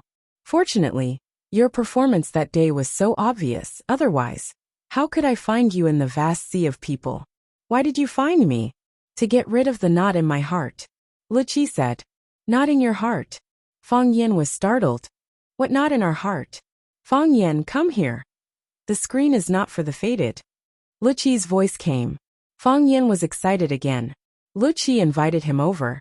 He could finally meet the legendary Luqi. Fang Yen clenched his fists and walked through the screen. As soon as he walked over, he was greeted by a pair of beautiful and deep eyes like the stars in the sky. Her facial features weren't stunning.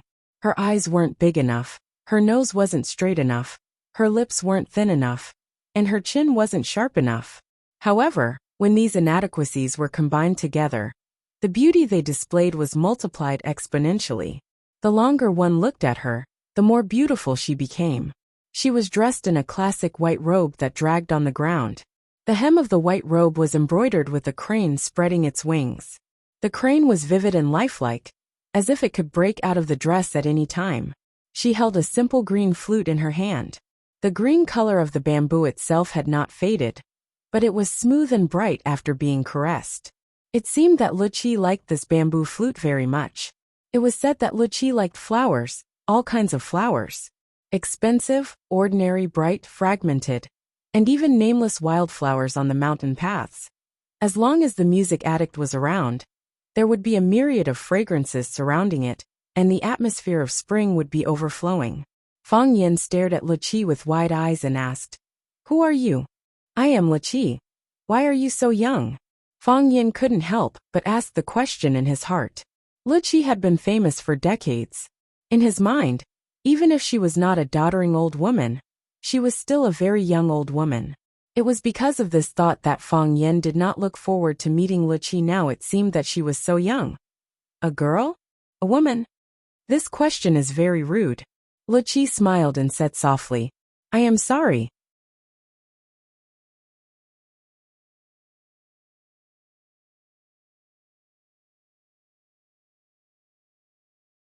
Chapter 632.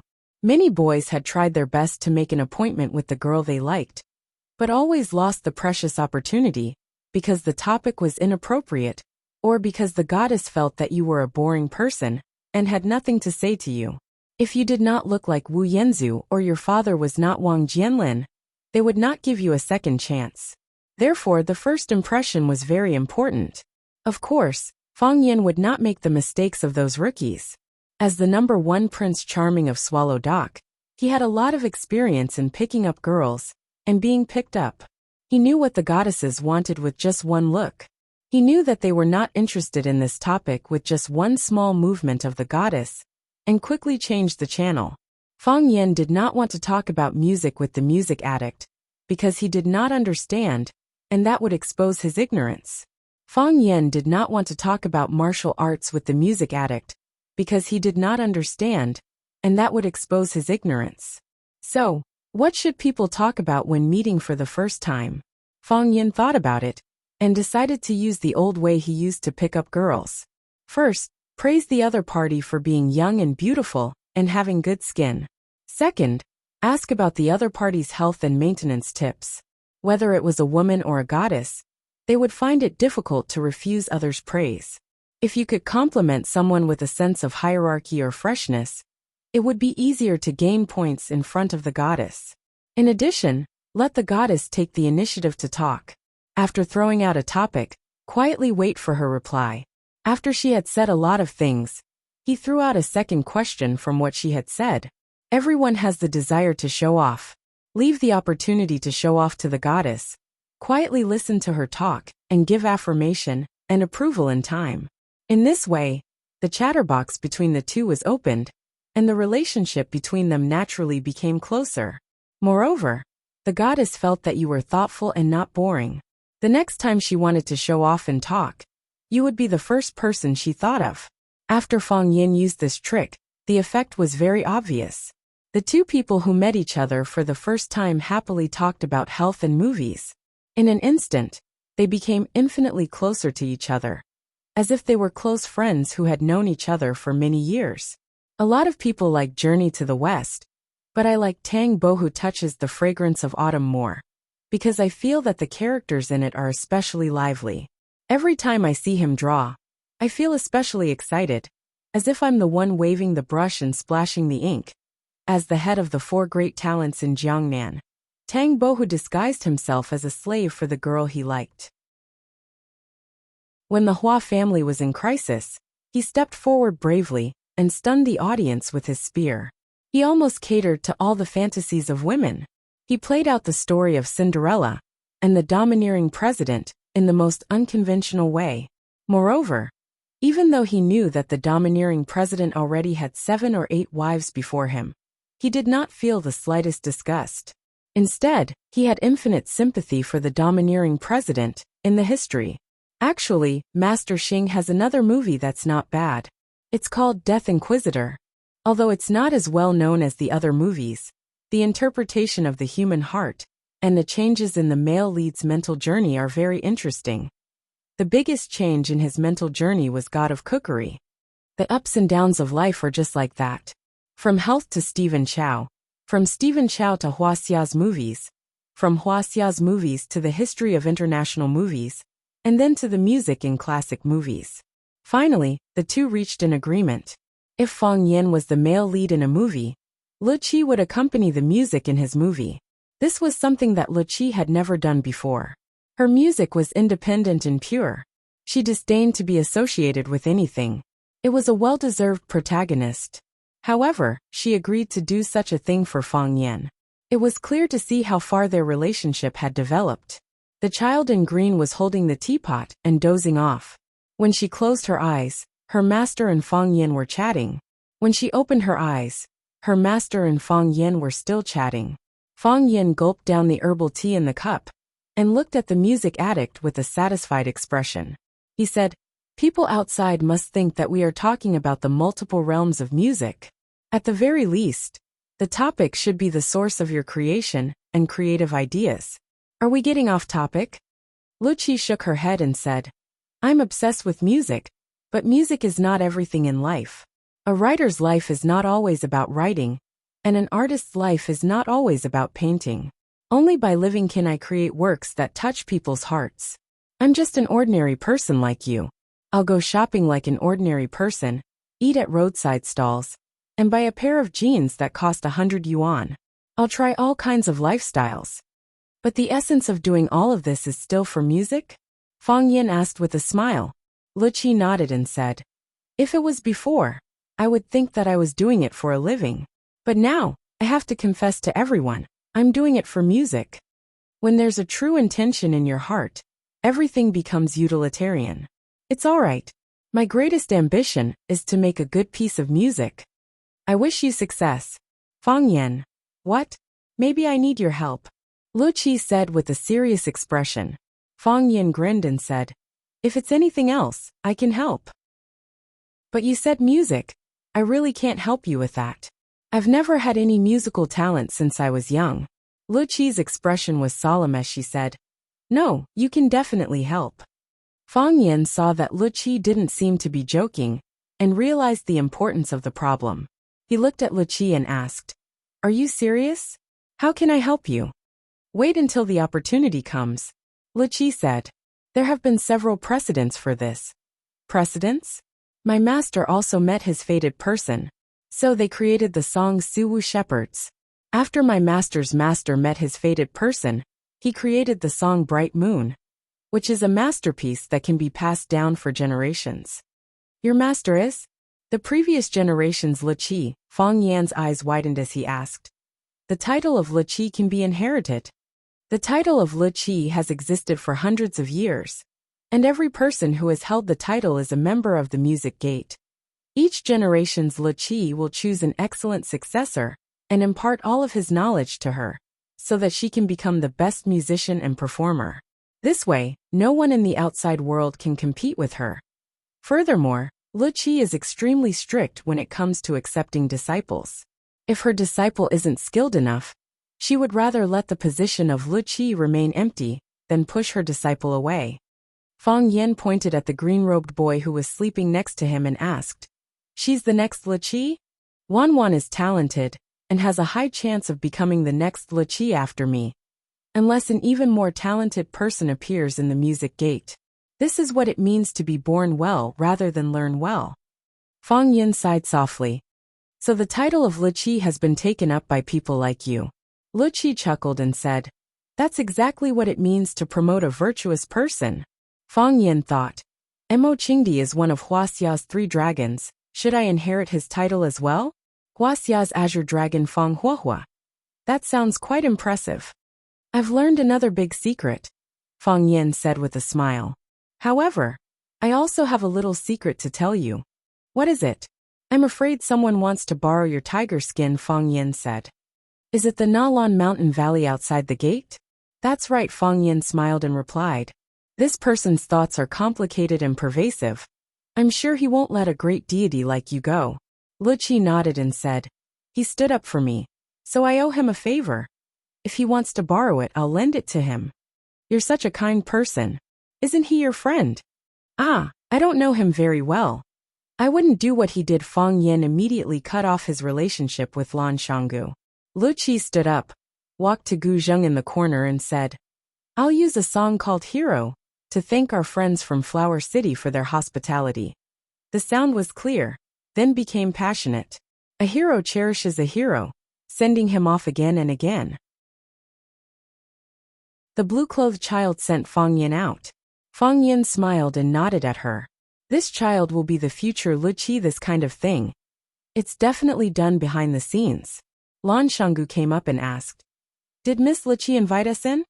Fang Yan shook his head. Lan Shanggu's expression was full of regret, saying, "I prepared such a generous gift for her, but I don't even have a chance to see her. She said to thank our friends from Flower City for their hospitality.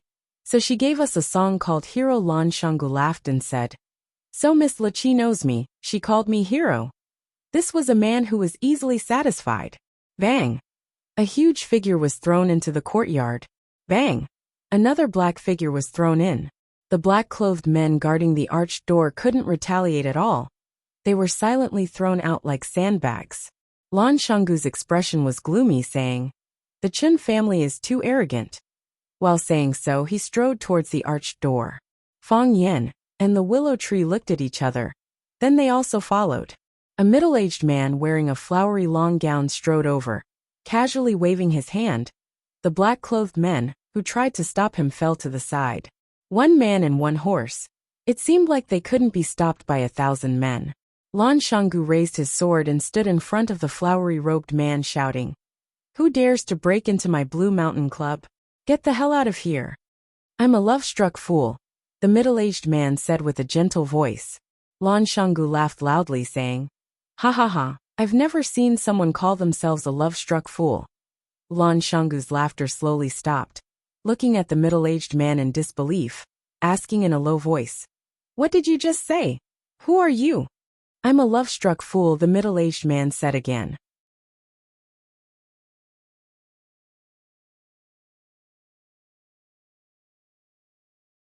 Chapter 633. I'm a flower addict. I'm a flower addict. Hearing someone introduce themselves like that in a public place, would you think that this person had just escaped from the Malin Mountain Mental Hospital? Most people were unwilling to admit that they were a flower addict, unless they were one of the 7 addicts of Huaxia. Obviously, this flashy guy wearing a colorful robe that looked like he was draped with a painting of 100 flowers vying glamour might really be one of the 7 addicts of Huaxia. flower addict Lin Fuyang. Otherwise, which middle-aged man would hold his head up high and shout that he was a love-struck fool over and over again in front of others with his chest out in satisfaction. Naturally, Lan Shanggu also thought of this problem, so his attitude changed from mockery to awe. The 7 addicts of Huaxia had been famous for a long time, and they were outstanding figures in each field. A slight move in one part could affect the whole body. No one knew what kind of connections and forces they had. Moreover, these people came and went without a trace, appearing and disappearing unpredictably. They were not easy to deal with. It was better not to provoke them. Only fools would fight with lunatics. Who would be willing to be such a fool? Is it senior flower addict Lin Fuyang? Lan Shanggu felt that the Lan family was very unlucky tonight. First, Lan Tingyue was beaten up by him. Then Lan Shonua was ruthlessly ridiculed by him. Now it was his turn to stand up and accept punishment? Whether it was the music addict or the martial addict, they were both important guests of his Blue Mountain Club. As the owner of this club, he had the responsibility and obligation to treat these 2 masters. No, a master and a big milk. Well, Lan Shanggu regretted in his heart. If he had known earlier, he would not have invited Fang Yan and Lu Shu to his Blue Mountain Club for a small gathering. Not only did he eat and use his own things, but he also had trouble knocking on his door. Of course, Lan Shanggu would never admit that he had taken the initiative to provoke and use others to establish his authority. Such an immoral idea. It's me. The flower addict Master Lin was a little impatient. He stared at Lan Shanggu unkindly and said, "I say, are you done asking?" I'm done. Lan Shanggu opened his mouth and laughed, revealing 2 rows of neat little white teeth. He took the initiative to extend his hand to Lin Fuyang and said, "Senior flower addict, your presence brings light to our humble Blue Mountain Club. I'm the owner of the Blue Mountain Club, Lan Gulu. I've admired Senior Flower Addict for a long time. Senior Flower Addict, I happen to have obtained a bag of good tea from my place. May I have the honor to invite you to my place for a cup of tea?" "You don't have the honor." Lin Fuyang rejected Lan Shan Valley's invitation without hesitation. He didn't even bother to shake hands with him. "Where's Liqi? I want to see Liqi, music addict." Lan Shanggu stole a glance at Fang Yan, who was standing at the side. What he meant was, "Look, someone is here to look for your old lover again. You brought this trouble upon yourself." "What music addict? Senior flower addict, I don't understand what you're saying." Music addict, one of the 7 addicts of Huaxia, the music addict Shuiyan, who is obsessed with music. I just heard her playing in the distant Green River Valley. It's in this direction. Hurry up and ask Shuiyan to come out and see me. Lan Shanggu said with a sincere smile. "Senior flower addict, I've long heard the name of Senior Liqi, but I've never met her." This sentence was true, because Liqi didn't even give him a chance to meet her. When saying this, Lan Shanggu glanced at Fang Yan with hidden bitterness. Fang Yan squinted his eyes and smiled, but didn't say anything. Before understanding the intentions of the flower addict, he was more willing to be a bystander. "I don't know Mr. Liqi, so I naturally can't ask her to come out." After a pause, Lan Shanggu continued, "Besides, even if I know Mr. Liqi, she's the same as Senior Flower Addict, an honored guest of my Blue Mountain Club. How can I casually ask her to come out and see others? If Senior Flower Addict comes to our club and someone wants to see you, I can't easily ask you to come out and see others." "Senior Flower Addict, don't you think so? A person should have a conscience." The flower addict didn't seem to have a good temper. He said angrily, "I'm not asking her to come out and see others. I'm asking her to come out and see me." "Senior flower addict, you're also a person. I've been friends with the flower addict for many years. It's naturally not a problem for her to see me." The flower addict raised his foot and rushed inside. Lan Shanggu hurriedly blocked his way. "Senior flower addict, don't be impulsive. You're making things very difficult for me. Get out of my way." The flower addict Lin Fuyang shouted. The smile on Lan Shanggu's face disappeared, and his expression became gloomy. He said, "Senior flower addict, are you preparing to bully a junior?" The flower addict didn't take Lan Shanggu seriously at all. He rushed straight to the center of the courtyard, glanced at the surrounding rooms, and shouted loudly, Lu Shui-yun, come out! I heard your flute. An old friend has come from afar. Don't you want to see me? No one answered. All the doors of the rooms were tightly shut. There was no movement at all. Lu Shui-yun, you can't hide. As the flower addict spoke, he used his nose to sniff the air. Then, following the smell in the air, he strode towards the door of a room. Standing at the door, he laughed wildly and said, Lu Shui-yun, let Wanwan open the door. Otherwise, I'll have to do something that's not very elegant. I smell flowers, roses, lilies, peonies, cloves, hyacinths, chrysanthemums. These are your old habits. Lu Shui-yun, quickly open the door. Creak! The wooden door was opened, and a blue-robed child stood at the door, staring at the flower addict Lin Fuyang with a displeased expression. He angrily said, You're so annoying. Master is already asleep. Why are you shouting outside? Don't you know that this is very rude? I knew I was right. Lu Shui-yun really lives here. The flower addict laughed loudly and reached out to touch the child's head, but the child evaded his hand in disgust. Wan, I haven't seen you for a while. You've grown a bit taller. Go and wake your master up. Tell her that Uncle Lin is here. Okay. I've said it before. Master is already asleep. She's already seen a guest today, so she won't be seeing any other guests. Oh, who is it that can make your master want to see you? The flower addict Lin Fuyang stared fiercely at Lan Shanggu and said, That boy. This guy was a jealous person, and he regarded Lan Shanggu as his biggest rival in love. Who master wants to see has nothing to do with you. The blue-robed child said, Go back quickly. I'm going to close the door. The blue-robed child finished, and was about to close the wooden door with both hands. Pa! The flower addict Lin Fuyang put his hands on the door, not letting the child close it. He angrily shouted at the music addict in the room. Lu Shui-yun, you're too cruel. We're old friends, and you don't even give us a chance to see each other. Do you really want to be so cruel? Let go of me. The blue-robed child desperately tried to close the wooden door, but no matter how hard he tried, he couldn't do it. How could he compete with Lin Fuyang, who was tall and strong at such a young age? Lan Shanggu's heart ached when he saw the little girl's small face turn red, and the fine beads of sweat on her forehead. He said, Senior flower addict, since Mr. Music Addict is already asleep, why don't you come back tomorrow? After all, it's not polite to disturb a lady's rest in the middle of the night. The flower addict turned around and stared at Lan Shanggu, and said with a displeased expression, You! Get out of my way. Lan Shanggu grinned and said, You see, you've insulted me again. I'll remember it all. So what if you remember it? Lin Fuyang's face was full of disdain, and very arrogantly glanced at Lan Shanggu, and said, Are you going to beat me up? Ha ha ha. Lan Shanggu was amused by the flower addict Lin Fuyang's words and said, You're the flower addict of Huaxia's 7 addicts. How could I beat you up? I have the heart, but I don't have the guts. Lin Fuyang snorted coldly and shouted at Luqi again. Shui-yun, you know me. If you don't come out, I won't leave tonight. We'll meet again when you come out. If you are willing to stay in this house for 1.5 years, I will stand guard outside this door for half a year and a half. Poochie! Lan Shanggu couldn't help but laugh out loud. The love-struck fool Lin Fuyang was very unhappy. He angrily shouted, Brat, what are you laughing at?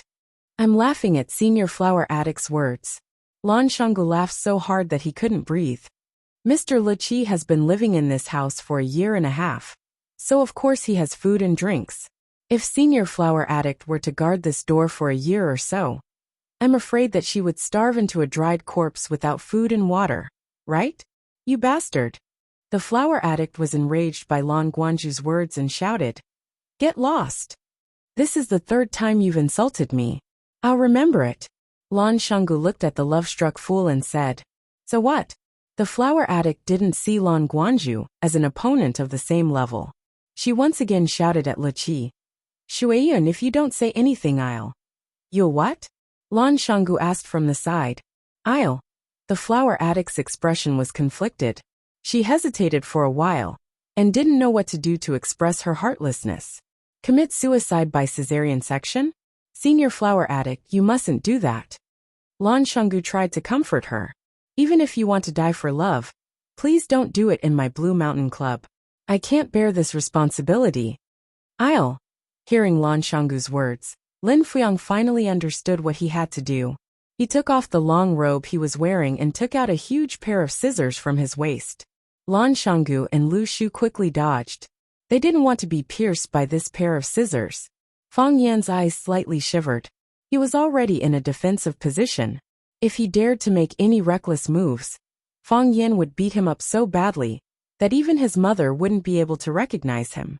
The flower addict raised the scissors and looked left and right. Those who were stared at by him couldn't help but take a few steps back. No one wanted to be the target of this madman. The flower addict finally chose a target. He waved the scissors and rushed towards the center of the courtyard. Everyone panicked and ran in all directions. Even the young masters who had their legs broken and were pretending to be dead crawled towards the arched door with all their might. I'll kill you all. The flower addict rushed in front of a cypress pine tree in the center of the courtyard and started to cut it with the scissors. Fang Yan and his companions were all stunned by what they saw.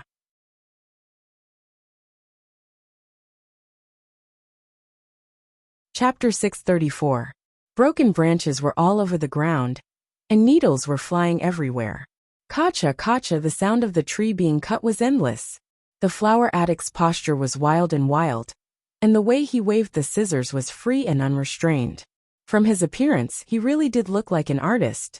But nothing good came out of Lan Shanggu's mouth. He looked dumbfoundedly at the flower addict Lin Fuyang, who was about to fight with Pine and Cypress, and sighed. This guy, is he a flower addict or an idiot? Fang Yan was also speechless. Looking at the way he waved the scissors, he thought this guy was a dick-cutting maniac, cutting off anyone's dick that he didn't like. A group of people dodged here and there, but he just wanted to mess with the pine tree. This made their dodging meaningless. It was too embarrassing to do something meaningless. Right, I've always had a question. Lan Shanggu turned to look at Fang Yan and said, which idiots are there in Huaxia's 7 addicts? Is there a guy named Idiot? I'm also curious, the willow tree said. Fang Yan smiled bitterly and said, I've seen Dao addict Song transplanting seedlings. I've seen martial addict Ho Jindong. I've seen music addict Shui Shuiyan. I know there's medicine addict Qin Wujia. I also know there's tea addict Xin Yuan Qiu. I know there's painting addict Bai Lu, and this flower addict Lin Fuyang. I've never heard of an idiot.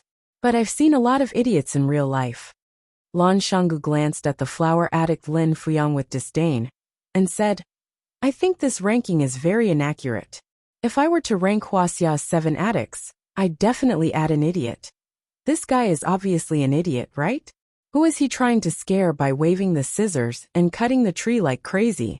If men are all like him when it comes to picking up girls, I'm afraid those women would rather like their own kind than any other man. Maybe there's a surprise, Fang Yan said with a smile. What surprise? Lan Shanggu didn't like flower addict Lin Fuyang, so when he talked about him, he naturally had a mocking tone. Isn't this a surprise? Fang Yan stared unblinkingly at the pine tree that Lin Fuyang was crazily pruning. His face was filled with surprise and admiration. What's so nice about this tree? Lan Shanggu noticed Fang Yan's strange expression and looked over as well. He didn't find anything special. He took a closer look and realized that something was amiss. When he looked at it for the 3rd time, he finally knew what was wrong.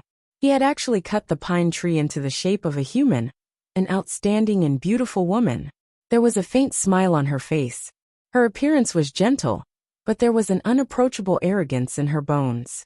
It was so clear, as if he could touch it. Logically speaking, floral art and gardening were only similar in form or spirit. It was impossible for you to see specific things like eyes, mouth, eyebrows, and so on. However, you can feel their existence from the works of the anthomaniac. It was no longer a work of art. It was a real person. A person with spirit and flesh. What's going on? Lan Shanggu asked in surprise. Am I the only one who saw a beauty? He cut the tree into a beauty. That's Le Qi, Fang Yan said with infinite admiration. He had seen Lu Qi before and knew how similar the expression and temperament of the person under Flower Addict's hands were. Only when he remembered a person in his heart could he easily show her. He gave her soul, flesh, and everything beautiful in the world. The Lu Qi under Flower Addict's hands was very similar to a real person, but even more beautiful. For example, Lu Qi's slightly raised head arrogantly. This kind of thing was hidden deep in his bones. However, he had skillfully dug it out and displayed it incisively and vividly. Flower Addict was indeed a flower addict. I didn't know Mr. Lu Qi was so beautiful. Lan Shanggu looked at Lu Qi's appearance obsessively. He couldn't see the real person in real life, so it was good to see it artificially. I thought it was an old man. However, isn't this flower addict a bit too powerful? With just a pair of scissors in his hand, he could turn an ordinary tree into the appearance of the woman he likes. Such a peerless skill of picking up girls is unstoppable. Who can compete with him? There are 4 realms of flower art. The first is form resemblance, which only takes the form. The second is spirit resemblance, which has both form and spirit. The third is ghost acts, which can only be obtained by a great master. The fourth is divine craft, which is rare in the world, like a god descending to earth. I have learned flower art for more than 10 years, but I only reached the level of spirit resemblance. And this is my best performance. Fang Yin said with a sigh. What about him? Lan Shanggu pointed at flower addict Lin Fuyang, who was still doing the last bit of trimming, and said, Which realm is flower addict at? Because he had seen flower addict's ability, Lan Shanggu's attitude towards him was much more respectful. He didn't choose any special materials, just a pair of scissors as a tool. He casually trimmed a pine tree in the yard, and the work he produced was already in the ghost axe realm. This is a rare genius in the flower art world. He truly deserves the title of flower addict. Fang Yen pointed at the pine tree in front of flower addict Lin Fuyang and said, A music addict cut by flower addict. This scene can become the treasure of your Blue Mountain Club, and ensure that your Blue Mountain Club will not decline for 100 years. Lan Shanggu thought about it, and also became happy. That's right, flower addict used the pine tree in his Blue Mountain Club to cut a music addict. Then, according to the property law, this music addict naturally belonged to him. If this matter was accidentally spread, wouldn't it attract countless celebrities and watching, and even guests from all over the country to come and watch? At that time, his Blue Mountain Club would be crowded, and because of this music addict, his Blue Mountain Club would complete an upgrade and become the top club in the world. But soon, Lan Shanggu couldn't be happy anymore, because he thought of an extremely serious problem. He looked at Fang Yen and said, The pine tree will grow. Fang Yen nodded and said, Yes. As long as it is still alive, it will continue to grow. If it continues to grow, then this music addict, will it grow to nothing? That's for sure. Fang Yen nodded. The respectability of gardening also lies in its changes. As long as it is a living gardening, it will change according to the 4 seasons. So it's normal for the music addict to disappear. But don't worry, even if the music addict is gone, the story of the flower addict and the music addict will still exist. 30 years later, as long as a guest comes over, you can point at the towering pine tree and say that the flower addict used this pine tree to cut out a music addict, and everyone will still be very grateful. Lan Shanggu shook his head and said, That's too much. If we can't see that it's a music addict, who would be willing to admit that it's a music addict? There's another way. What is it? Fang Yen pointed at the flower addict and said, Think of a way to make him stay, and let him trim you every day. That's a good idea, Lan Shanggu said happily. The flower addict waved the scissors to cut off some minor details, and then stood in front of the music addict with a sad face. Shui Shuiyan, are you really this cruel? You rejected me again and again, and now you won't even give me a chance to meet. He reached out his hand and gently touched the face of the music addict, and said with a sad voice, Tell me, what do you dislike about me? I'll change, okay? You are a burning flame, so I'm willing to be a moth flying into the flame. Even if I'm smashed to pieces, even if I'm beyond redemption, even if I'm burned to ashes, I won't give up the chance to hold your hand in this life. Why is love so hurtful, so heartbreaking? Puffed. This time, not only Fang Yen couldn't help but laugh, but even the willow tree's mask made a strange sound. Who is it? Which bastard is laughing? The flower addict was so angry that he roared at Fang Yen and Lan Shanggu. This time, Lan Shanggu was able to hold back his laughter. He stared at Fang Yen and the willow tree with righteous indignation, as if he was ashamed to be associated with them, and said, Senior flower addict is deeply in love with senior music addict. Even a stone-hearted person would be moved by this scene. I just don't understand. At such a sad moment, how can you still laugh? Lan Shanggu strode towards the flower addict Lin Fuyang, reached out his hand and patted his shoulder and said, Senior flower addict, don't be sad. I believe that sincerity can move metal and stone. As long as senior flower addict continues to persevere, you will definitely be able to move Mr. Music Addict's heart, and he will be willing to hold hands with you until old age, and become a legend in the world. Aren't the flower addict and music addict meant to be a match made in heaven? After saying this, he glanced at Fang Yen guiltily.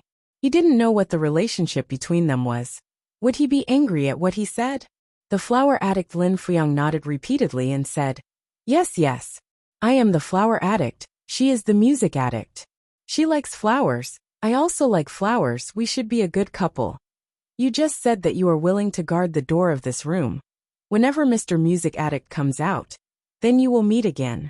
If she is willing to stay in this room for a year and a half, you will guard the door for half a year. The flower addict looked at Lan Shanggu with a face full of confusion and said, Did I say that? Why are you asking this? What do you want? Do you want to laugh at me again? No, no, no. I definitely didn't mean that. Lan Shanggu waved his hand repeatedly. I just realized that I have made a huge mistake. I shouldn't belittle other people's love. All the infatuated people in the world deserve our respect. Senior flower addict, you can just stay here peacefully. I will reserve a room for you next to Mr. Music Addict. You will live next to each other. Maybe you will see each other every day. Really? The flower addict was overjoyed. That's really great. Lan Shanggu enthusiastically pointed at the flowers and grass in his yard and said, The flowers, grass, trees, and stones in this yard are all yours, Mr. Flower Addict. You can cut whatever you want and carve whatever you want. If it's not enough, I'll bring more from outside.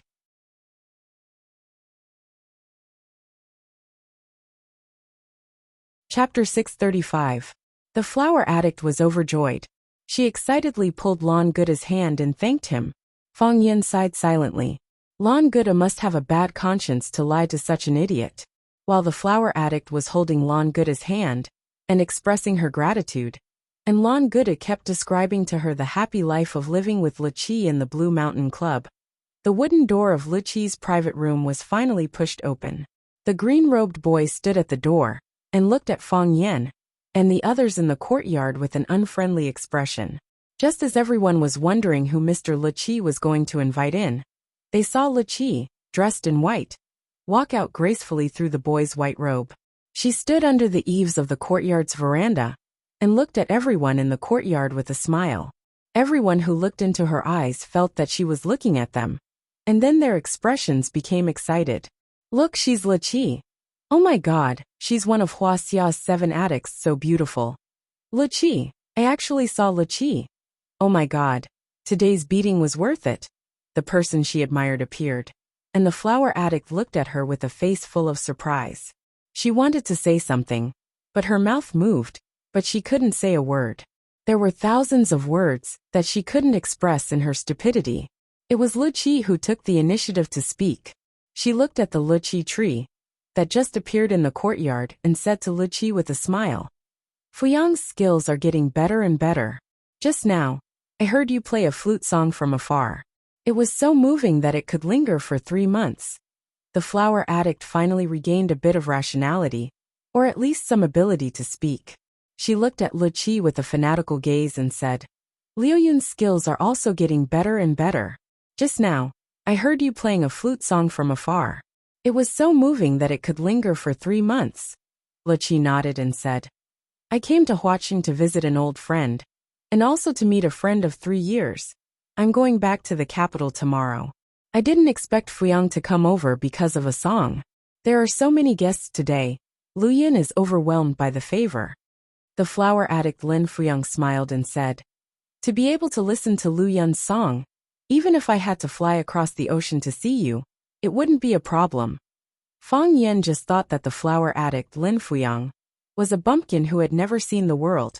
But now he had to admit that Lin Fuyang's poetry attainments were excellent. He spoke like he was writing poetry, and he could skillfully put some popular song titles into the content of his speech, and it had an excellent effect of confession. Just based on this move, Fang Yen had a whole new level of respect for him. Thank you, Fuyang, for your kindness. Lu Shuiyin said with a smile. It's fate that we meet. I don't have any good tea here, so I'll go back and play a song for everyone here. We'll meet again if we're fated. Shuiyin bowed slightly to the people in the courtyard, then turned around and walked towards the box. Oh my God, the music addict is going to give us a song. Lu Qi is beautiful and kind, I like her so much. Lu Qi, I like you, Lu Qi, you are my idol. Those who were beaten black and blue still didn't forget to chase after their idol. Their survival ability was even more tenacious than cockroaches. The green-robed boy snorted coldly and followed his master back to the room. Bang! The door of the box was slammed shut by the little boy. After a while, the moving sound of a flute came from the box. This is a song for me. The flower addict muttered to himself. Lan Shanggu nodded in agreement and said, this song is very beautiful. What's its name? Falling flowers and flowing water. The flower addict said. Lan Shanggu suddenly felt that the flower addict was very pitiful. Very, very pitiful. Thus, Lan Shanggu decided to comfort him. He patted his shoulder and said, Senior flower addict, you can stay in my small courtyard. I don't have anything else here, but I have enough flowers and plants. Standing at the entrance of the Blue Mountain Club, Chen Shui's expression was extremely ugly.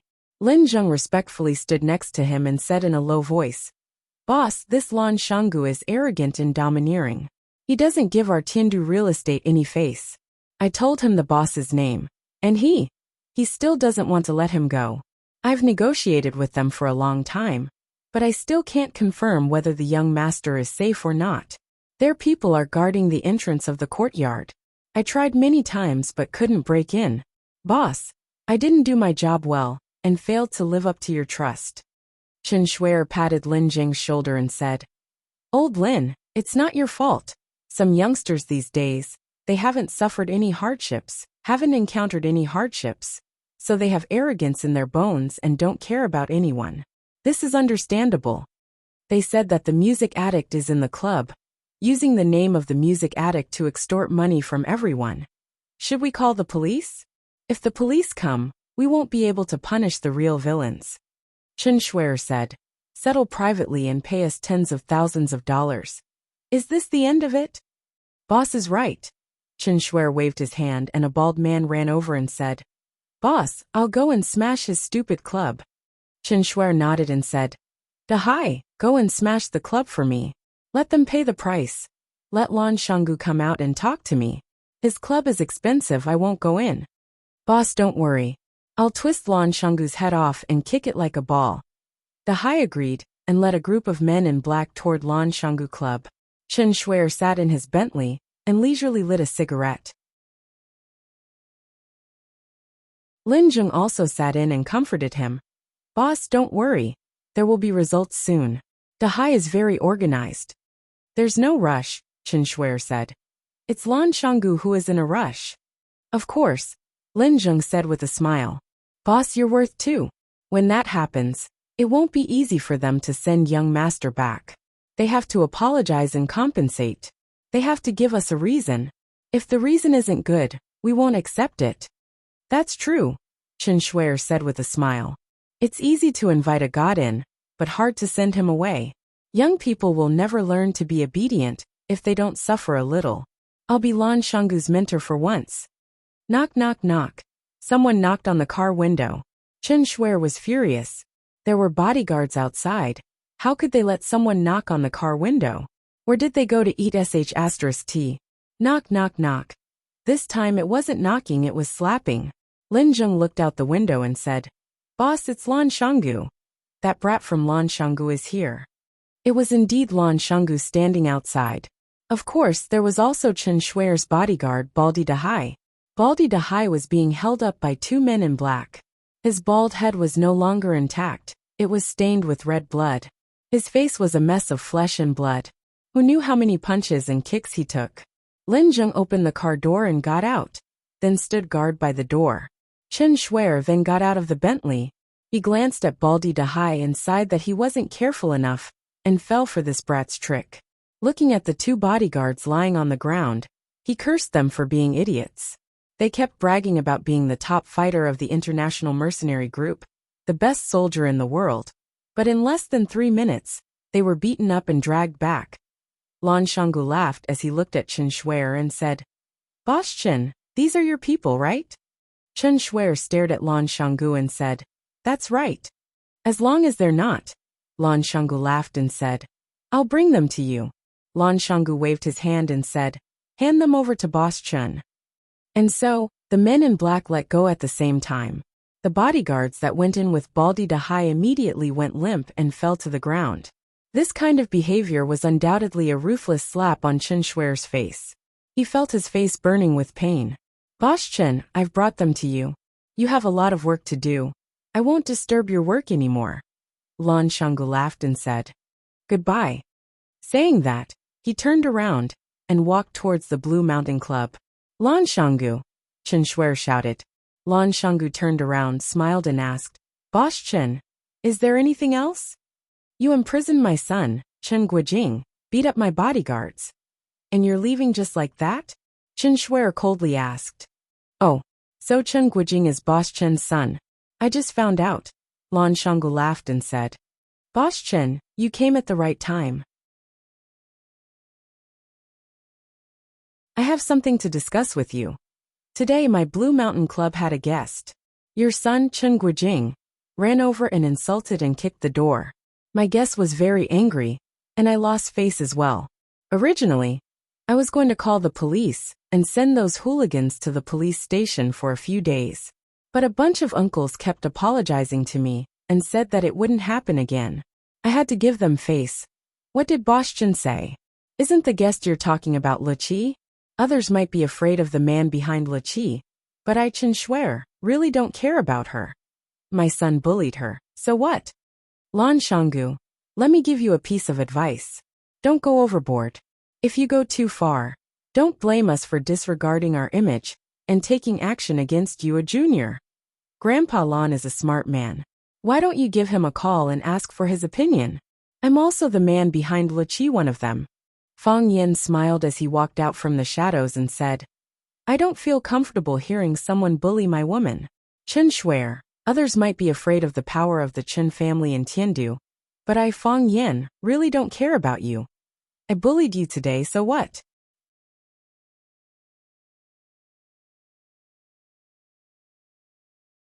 Chapter 636.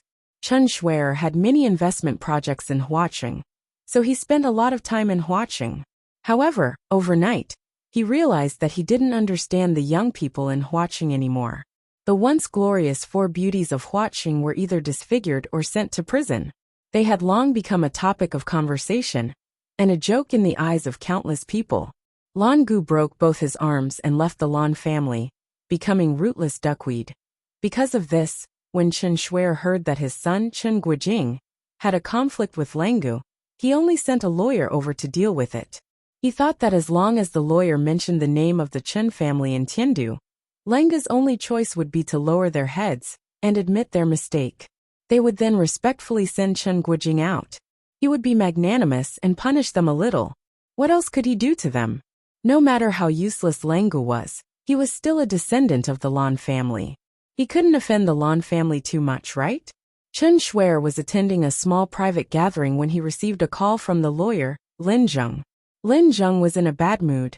He said that Langu's attitude was bad, and they weren't willing to let him go. Chen Shui thought about it and decided to make a trip himself. No matter how busy his business was, or how important his connections were, he had to be extra careful when it came to his son. He had already thought about it on the way here. First, he would let Baldy Big C and his men destroy the Blue Mountain Club from the inside out. Then, he would let Lan Shanggu come over to apologize personally. That was exactly what he did. But wasn't the ending a little too quick? Chen Shuai knew of Fang Yan. Anyone who had reached a certain level would know of his existence. Even if they didn't like him, who could easily ignore him? He was the major shareholder of Chaoyan Technology. He was on good terms with Lenga's Lu Shu. He was sworn brothers with Du Qing of Qingyan Group. Such a person was still very powerful in Huaqing. However, he had offended some big shots in Yanjing, and was being suppressed everywhere. His life wasn't good. Now that Fang Yan had stepped forward and acted as if he was going to bully Chen Shuai on behalf of Li Qi, Chen Shuai's anger soared. For decades, no one had ever dared to point at Chen Shuai's nose and say, "So what if I want to bully you?" Fang Yan. Chen Shuai's voice was low. He was trying hard to suppress the anger that was about to erupt. "Aren't you afraid of biting your tongue? How dare you little brats talk to me like this?" Fang Yan squinted his eyes and smiled. He pointed at Langa Valley and said to Chen Shuai, "This guy has been discriminated against for a long time. Tonight, he suddenly wanted to find someone to show off his power. After thinking about it, he thought of your son. So he picked up a wooden stick and gave it a good beating.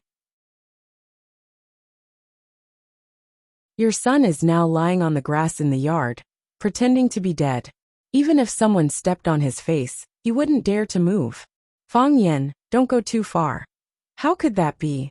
Fang Yan said with a smile. "You, the bald bodyguard, wanted to smash the club, but before he could do anything, he was beaten to death by the hidden troops in the Orchid Valley. How bad can he be? He planned it, and was waiting for you to come. Just now, I tried to persuade him, saying that Mr. Chun is a guest from afar, and that he should just ask a few of his brothers to send his people over. But he refused, insisting that he wanted to see Mr. Chen's funny expression at this time. I think he's being too unreasonable. So I followed him to see." "Fang Yan," Chen Shuai roared in anger. "Since you've done this, prepare to wait for my revenge." Fang Yan waved his hand and said, "If I were you, I would go back and watch my stock price." "What do you mean?" "When Nasdaq opens, Chaoyan Technology will buy Tiandu Real Estate stock price. It may also be a malicious suppression." Fang Yan looked at Chen Shuai with a smile and said, "You should know something about Chaoyan Technology, right? We have plenty of money anyway." You guys." Chen Shuai's eyes were red, and his face turned purple. His hands trembled, and he stammered, unable to utter a complete sentence. Fang Yan stared at Chen Shuai and said, "Mr. Chen, do you understand what we mean now? What do you guys want?" Lin Zheng finally reacted. This was a big conspiracy. These bastards, they set up trap after trap, and only now did they reveal their fierce fangs. They wanted to suck blood. They used Chen Guijing as a bait to lure out Chen Shuai, the big shot behind the scenes. What did they want? "Don't even think about touching Longtu," Fang Yan said coldly. "Longtu belongs to Lu Chaoga. No one can take it away." "How do you know?" Chen Shuai stared at Fang Yan in horror and asked. "It's not convenient for the Ren family to make a move, so they asked the Chen family, who have been on good terms with them for generations. You and your father have been so happy in Huaqing recently, hiring a lawyer to help Jiang Zhulu reverse the verdict, and frequently meeting with Jiang Zhulio's mother, Ren Jin. If you say your goal isn't for Longta Group, at least I won't believe it." "What? Even Grandpa Ren, who called his son-in-law a scalper and a dog, can't sit still? Seeing such a big piece of fat meat, even if it's the property of his daughter and grandson, he won't hesitate to snatch it. But he's worried about his face, so he threw you, Chen Shuai, out as a cover. Am I right?" "You." Chen Shuai pointed at Fang Yan and couldn't say anything for a long time. This handsome young man was even scarier than they had imagined. Lan Shanggu looked at Chen Shuai with a smile and said, "Fortunately, Tingyue praised Chen Guijing in front of me a few times, saying that he's a good friend. So I was curious to find out about his background. Otherwise, it wouldn't have been easy to find out if you had done it so covertly." Chen Shuai left. He came valiantly and energetically, but when he left, it was as if someone had splashed a bowl of rancid soup on his face. That feeling was really F***king refreshing. He had the urge to beat his bastard son to death. He told him to stay in Mingzhu, but he insisted on coming to Huaqing to show off. In the end, he was betrayed by his own friend. He Chen Shuer had been smart his whole life. How did he have such a bastard son? The Bentley drove away. Fang Yan and Lan Shanggu stood in the night breeze. Fang Yan looked at Lan Shanggu with a smile and said, "Your last stab was really vicious." Lan Shanggu didn't respond to Fang Yan's question, but said with a smile, "Is Chaoyan Technology really going to buy Tiandu real estate? If you guys do it, I'll also follow suit. Let Willow start too. You eat the meat, and we'll drink the soup?" Fang Yan shook his head with a smile and said, "I'm just scaring him. Chaoga has a new plan, and Chaoyan Technology has no plans to enter the real estate field for the time being." "What plan? Give us a hint in advance." Fang Yan shook his head with a smile and said, "You guys should ask her directly." Lan Shanggu smiled bitterly and said, "To be honest, I, Lan Shanggu, have never been a timid person, but once I saw Miss Lu, I became a sick cat." "Then don't blame me," Fang Yan said with a smile. "I've finished the tea, I'll go back first." "You're leaving just like that? You're not going to say hello to Mr. Lichi? Do you think she needs someone to say hello to her? Then what about the local specialties of Huaqing that I prepared for her? Give it to her yourself. What if she doesn't accept it? Can I say it's from you? Whatever." Fang Yan waved his hand and walked straight to his car. When Fang Yan returned to the security office of Rosefinch Secondary, Baldy and his friends expressed a momentary shock and a long-lasting fake surprise. Baldy acted as if he had met an old flame that he hadn't seen for many years. He grabbed Fang Yan's arm and said, "Mr. Fang, you haven't come to school for a while. I've been worried about your safety and called you several times, but I couldn't get through to your phone. I went to the dean's office to ask about your situation, and he said that you asked for a leave of absence. I've been waiting for you day and night, and finally you're back." "Yes, you're finally back. Mr. Fang, the next time you go out, you must let us know, so that we won't worry." The other two chimed in as well. It was as if they had lost all interest in life when Fang Yan wasn't around. Only God knew how happy they were. Fang Yan shook off Baldy's excessive affection and asked, "Is there anything going on at school recently?" Baldy cleared his throat and said, "Wang Chong, report the work." "Yes, Director." Wang Chong immediately flipped open the small notebook he carried with him, straightened his back, and read in front of Fang Yan. On the morning of November 11th, 9 students were late. Their names are Wang Halai, Wan Mingming, Li Xiaola. All right. Fang Yan waved his hand. "No need to read. I'm just asking if there's anything big happening at school recently." "Yes. Our school is going to build a new campus in Shenzhen City. Is that a big deal?" Fang Yan nodded and said, "I already know about this. What else is there?" "The news just leaked today, and you already know about it?" Baldy asked in surprise. Then he felt relieved and said, "That's right, you have Principal Lu." Fang Yan really wanted to beat him up. Knock, knock, knock. Someone gently knocked on the window of the security booth. Fang Yan turned around and saw Su Qi, who he hadn't seen for a while, standing outside the window and looking at Fang Yan with a smile. "Mr. Fang, long time no see." Su Qi smiled and greeted Fang Yan. Fang Yan nodded and said, "Su Qi, long time no see." "It really has been a long time." Su Qi looked at Fang Yan thoughtfully and said, "I was worried that I wouldn't be able to see you today. It wasn't easy to meet you, so I can't let this opportunity slip by. Mr. Fang, do you have time tomorrow night?" "What's the matter?"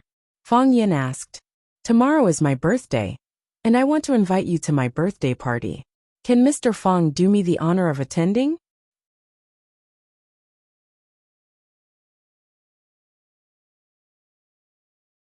Chapter 637. 3 years ago, when Fang Yan was still the language teacher and homeroom teacher of Class 9, there were often students who invited Fang Yan to birthday parties. Fang Yan rejected most of them, but when he couldn't refuse, he would go and give them a small gift.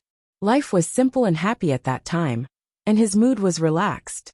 Fang Yan was still a child who hadn't grown up yet, and there were countless people who loved and spoiled him.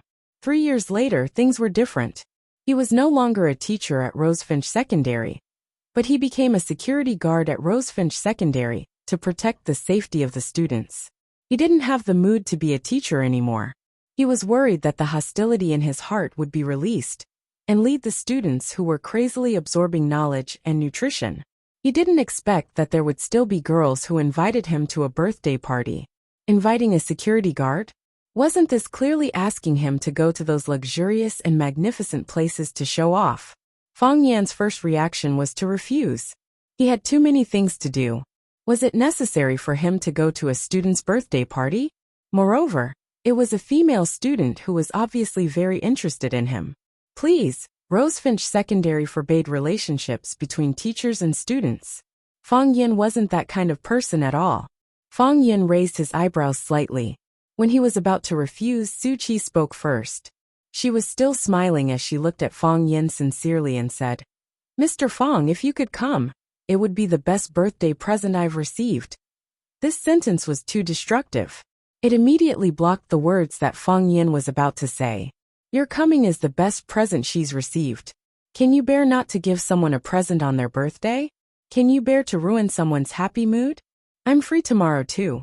Baldy touched his bald head and said with a smile, Su Qi, can I have the honor to go to your birthday party? Of course. Su Qi nodded. She even invited the other two security guards and said, You guys can go together. Let me introduce some friends to you. There's good wine to drink and cakes to eat. Wow, can we go to your birthday party too? That's great. Tomorrow, I'm going to wear the new suit I bought during the new year. Fang Yan hadn't agreed yet, but the other three had already accepted. Su Qi looked at Fang Yan with bright eyes, quietly waiting for Fang Yan's answer in anticipation. Fang Yan looked at Su Qi and said with a chuckle, Happy birthday, Su Qi. However, I already have other arrangements tomorrow, so I might not be able to make it. The smile on Su Qi's face disappeared and she said with some regret, It's really disappointing. Mr. Fang, though you have already refused me, I still hope that you will go, because there is someone who wishes to see you. Who? Fang Yan asked curiously. I should have told you. Su Qi smiled slyly and said, But you rejected me just now, which made me very sad. So, I'm not going to tell you. You'll know when you see for yourself. In other words, if you don't go tomorrow, you'll never know who the person who wishes to see you is. Everyone is curious. You must be very curious right now, right?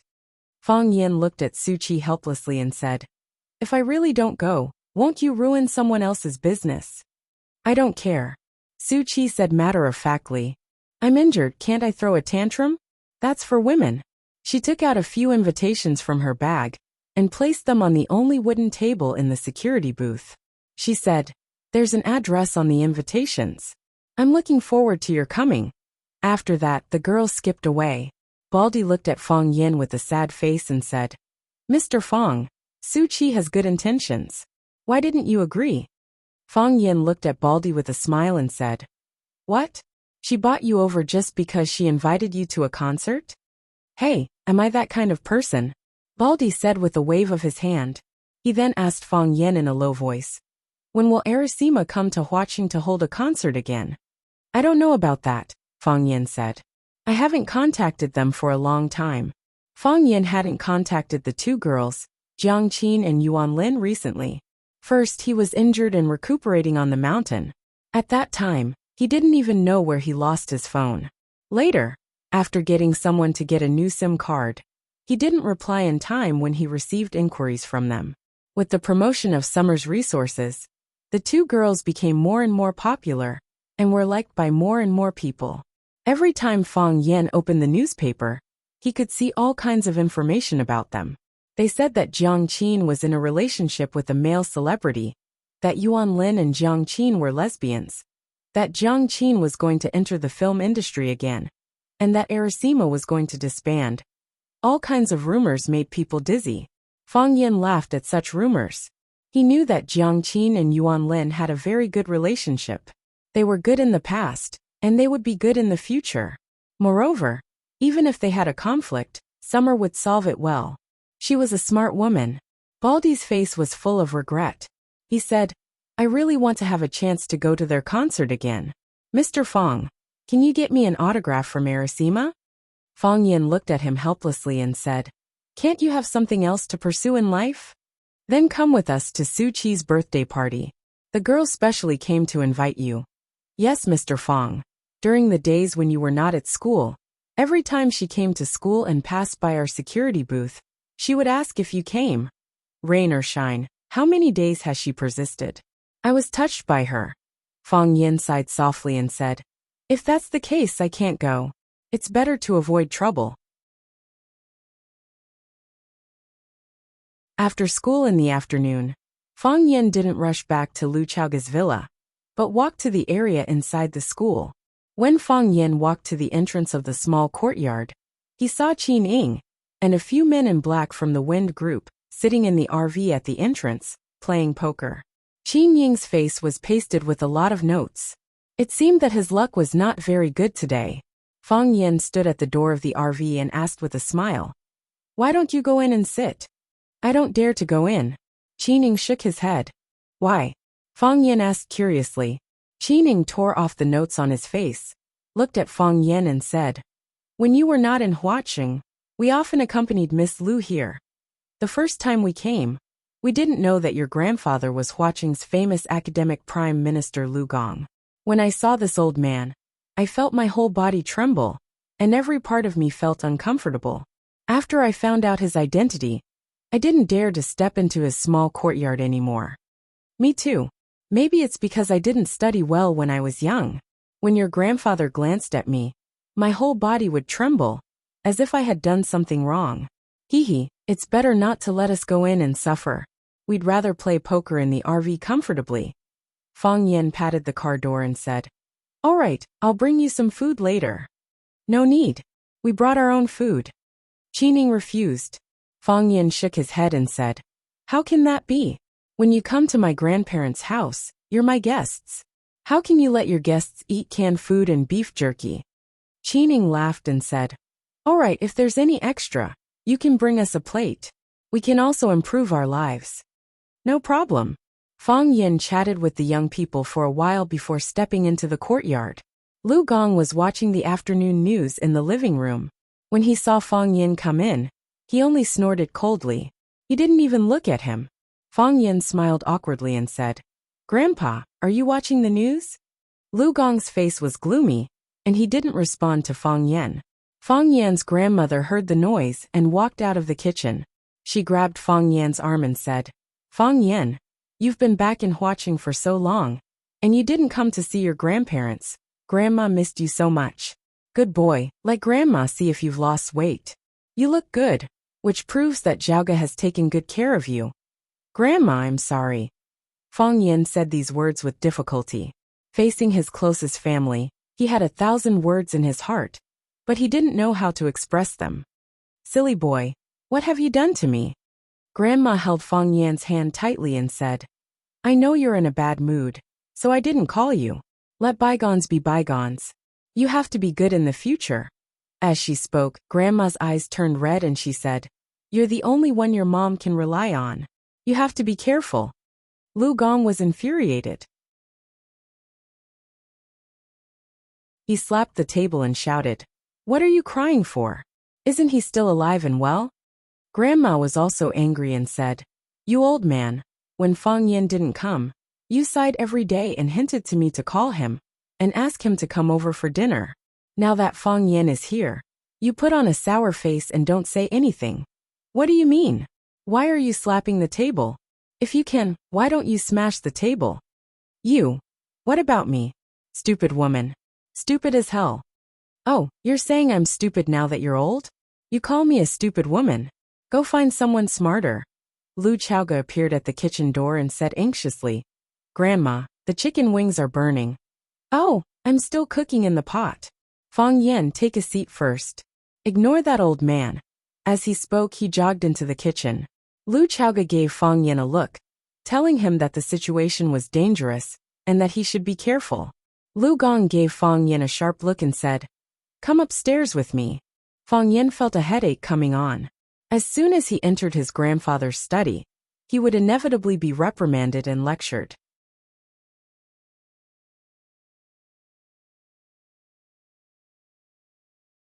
Chapter 638. Lu Gong entered the study, walked straight to his big mahogany chair and sat down. The sofa in Lu Gong's house was made of wood, the chair was made of wood, and most of the furniture was made of wood as well. His aesthetic was exactly the same as his character. Square, dignified and simple. If he could straighten his back, he would never lie down. Lu Gong glanced at Fang Yan standing in front of him, pressed his raised palm down, and said softly, "Sit down." Fang Yan, who was pretending to be a wronged wife, suddenly raised his head and looked at Lu Gong in disbelief. What was going on? Why did the scene suddenly change?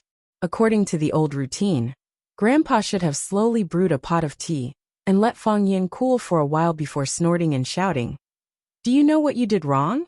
Since when did the domineering CEO start to walk the path of a romantic lead? He told you to sit down." Lu Gong saw Fang Yan's expression and naturally knew what he was thinking. His tone was a little unnatural. Fang Yan hurriedly sat down. If he didn't look for trouble, he wouldn't take the initiative to look for trouble. Otherwise, wouldn't he be born to be a bitch? Lu Gong looked at Fang Yan and said, "You have hatred in your heart." Fang Yan was shocked again and said, "Grandpa, you saw that too?" Lu Gong patted an ancient book in front of him and said, "Sun Guopan wrote Ice Mirror to teach people the art of judging people. Get rid of the grain and turn it into chaff. The marrow remains, the way of God. Mountains don't collapse, only 100 can suppress it, the so-called bones. A person's spirit has 2 eyes. A person's bones have a face. A scholar first looks at the god's bones. Getting straight to the point is the first. You, Fang Yan, have read thousands of books, so you can be considered half a scholar. A scholar first looks at the god's bones. Fang Yan, didn't you show it? No matter how relaxed your smile was, no matter how natural your movements were, your mind was always tense. It's like a treasured sword that can take a person's life at any time." Lu Gong sighed softly and said, "In the past, you were happy because you were truly happy. Now you are happy because you want to hide the unhappiness in your heart. Fang Yan, have you ever been this cautious and reserved when you came to my place before?" "Grandfather, there is hatred in my heart." Fang Yan could only confess to this old man. If he was so powerful, why didn't he go to the bridge to pick up stalls? "You hate your father's murderer?" "Yes." Fang Yan nodded. "I hated myself before too." "Hate yourself? Hate what? The child wants to support him, but his parents don't? Or do you hate yourself for not being able to save your father?" "Both," Fang Yan said in a deep voice. "If you hate the former, I can understand. Most people in the modern world don't know how to cherish. They only regret when they lose it. But that's regret, not hatred. If you hate yourself because of this, then you won't be able to rest easy in the underworld. But if you hate yourself for not being able to save your father, then that's the height of stupidity. Are you a god? Of course not," Fang Yan thought. "If you're not my grandfather, I'll beat you up. Is there a need to be so sarcastic? Since you're not a god, why do you think you're omnipotent? Just do your best." Lu Gong comforted him softly. "Do your best and leave it to fate. Some things are fate." Fang Yan looked at Lu Gong and said, "Grandfather, you're well read. Do you also believe in fate? 1 is fate, 2 is luck, 3 is feng shui, 4 is yin virtue, and 5 is literature. Fate is number 1, followed by luck and feng shui. We can't change what is fated by the heavens no matter how hard we try. Since we can't change it, we can only force ourselves to accept it. Do you know why I haven't called you? Grandfather wanted me to figure it out on my own." "Yes, I wanted you to figure it out on your own and walk out on your own," Lu Gong said earnestly. "But you still can't figure it out. And you still can't figure it out. You're loyal, but your aptitude is really stupid." Fang Yan wanted to hit someone again. He was really envious of Lu Gong. Since he was born, fate had arranged for him to be his grandfather. Otherwise, this old man would already be lying on the ground. He didn't want to be a teacher and ran to be a school security guard? Who came up with this stupid idea? "It's Baldy," Fang Yan said. "Good brother, take the bullet for me. Grandfather won't look for trouble with you anyway. If the old man really does look for trouble with you, it won't be long before you become famous in the education world. I'm helping you." "Who's Baldy?" You wouldn't know even if I told you. But grandfather, you're right. His idea is really stupid. Professions don't differentiate between high and low. This is the point I've always insisted on. However, you can clearly be an excellent teacher. You can clearly teach more excellent students. But because you can't untie the knot in your heart, you can't get rid of the hostility in your heart. So you can only become a security guard. What does this mean? It means that my aptitude is stupid. Fang Yin learned to be smart. I'll scold myself first, so you can't scold me anymore, right? No, it means that your self-control is extremely poor. An excellent man, a successful man, they can adjust their emotions at any time, so that they can face any difficulties and challenges with the best mental state. Whether it's doing business or anything else, they can get twice the result with half the effort. Fang Yin thought seriously and said, Grandfather, I understand. I'll go back and quit my job as a security guard. Ready to go back and be a teacher? Lu Gong's face finally showed a smile. No, I'm going to quit my job at school and focus on my own business. What business? Revenge. After a long silence, Lu Gong said, Fang Yin, I won't persuade you to give up on your hatred. A person who doesn't know how to repay kindness or fight back when insulted is incomplete. But I hope you can live up to the family rules and your conscience. Rising to his feet, Fang Yin bowed deeply to Lu Gong and said, Grandfather, I understand. Lu Gong waved his hand and said, You're dismissed. Otherwise, your grandmother will quarrel with me again and say that I bullied you. Fang Yin smiled obsequiously and said, Grandfather, you're scolding me to teach me a lesson. You don't need to scold other people. Stop flattering me, said Lu Gong. Treat Chaoga well. What? Fang Yin stared at Lu Gong with wide eyes. The old man had never asked about his feelings. What was wrong with him today? Fang Yin, Yixing's accident happened to coincide with the 3 years you were away. It was Chaoga who stayed by your grandmother's side when she was the most upset. I heard from Qining that Chaoga got into a few accidents. I told her not to come, and I even slammed the door in her face a few times. But she insisted on coming here once a week. Rain or shine. Fang Yin, no matter how big a man's career is, or how ambitious he is, he should always leave some space for his family, and spare some attention for his woman. Otherwise, how is he different from a beast? Feelings are the most difficult things to bear in life. I hope you can take care of yourself, and don't let any harm come to the good girl. Lu Gong stared at Fang Yin sharply and said, I know you're not a heartless person, but if you betray Chaoga, I'll whip you no matter how hard your grandmother tries to stop me. What if she betrays me? Fang Yin said gloomily. What the hell was going on here? Why was he and Lu Chaoga a couple again? You deserve it. By the time Fang Yin and Lu Gong went downstairs, Grandma and Lu Chaoga had already prepared a table full of dishes. Grandma wiped her hands with a towel, then went up to Fang Yin and whispered, Did the old man scold you? No, Fang Yin said with a smile. Grandfather just asked me how I've been, and was concerned about my health, and my relationship. He couldn't say it in front of you. That stubborn old man, Grandma grinned. He's been stubborn all his life. Don't take anything he says to heart. Is that how you teach your kid? Lu Gong flared up again. He had spent his entire life teaching and educating people. So he liked to put his teaching methods into practice on Fang Yin. But his wife was always spoiling him. And every time, she would ruin the correct outlook on life that he had worked so hard to establish for Fang Yin. Kid, Fang Yin is old enough to get married and have kids, but he's still a kid in your eyes? Don't you always tell me not to be too hard on him when he's still a kid? That's right. I think he's a kid, but you men still think he's a kid. What kind of logic is that? Fang Yin tried to smooth things over and said with a smile, Why are there so many dishes today? Is it done? Can we eat now? Lu Gong glanced at Fang Yin and said, Bring some dishes to Qining and the others first, and a basket of steamed buns. Okay, I'll bring them over now, Fang Yin said. He brought over a few dishes and a basket of steamed buns. Qining and the others were overjoyed. They loved the home-cooked food made by Fang Yin's grandmother.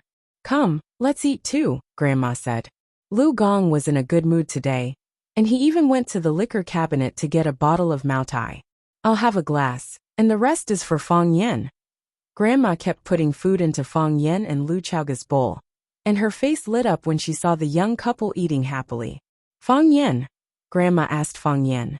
Fong Yen looked up at her. Grandma, what is it? Tell me. I mean about your marriage with Chaoga. Puffed. Fong Yen spat out the hot chicken soup in his mouth.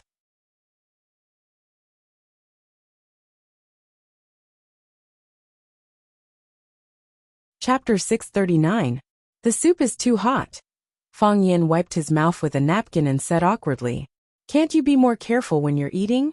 Grandma scolded him, and got up to wipe the soup off the table from Fong Yan's mouth. All right, I'll stop talking, Fong Yan said with a smile. You can't stop talking. I was just asking you a question. Grandma wouldn't let it go. Is your marriage with Chaoga going to be put on the agenda? I mentioned it 3 years ago, but you and Chaoga didn't take my words to heart.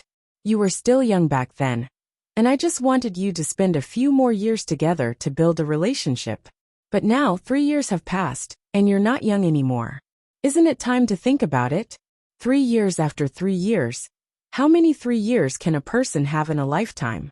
Back in the study, his grandpa had reminded him not to let down Lu Chaoga, who was a good woman. Now his grandma was seriously discussing it at the dinner table. Fong Yen understood his grandfather and grandmother's attitude toward Lu Chaoga. In the 3 years that he had been away, Lu Chaoga had taken his place to take care of them and comfort them. She had walked into their lives and into their hearts. They had long regarded Lu Chaoga as part of their family.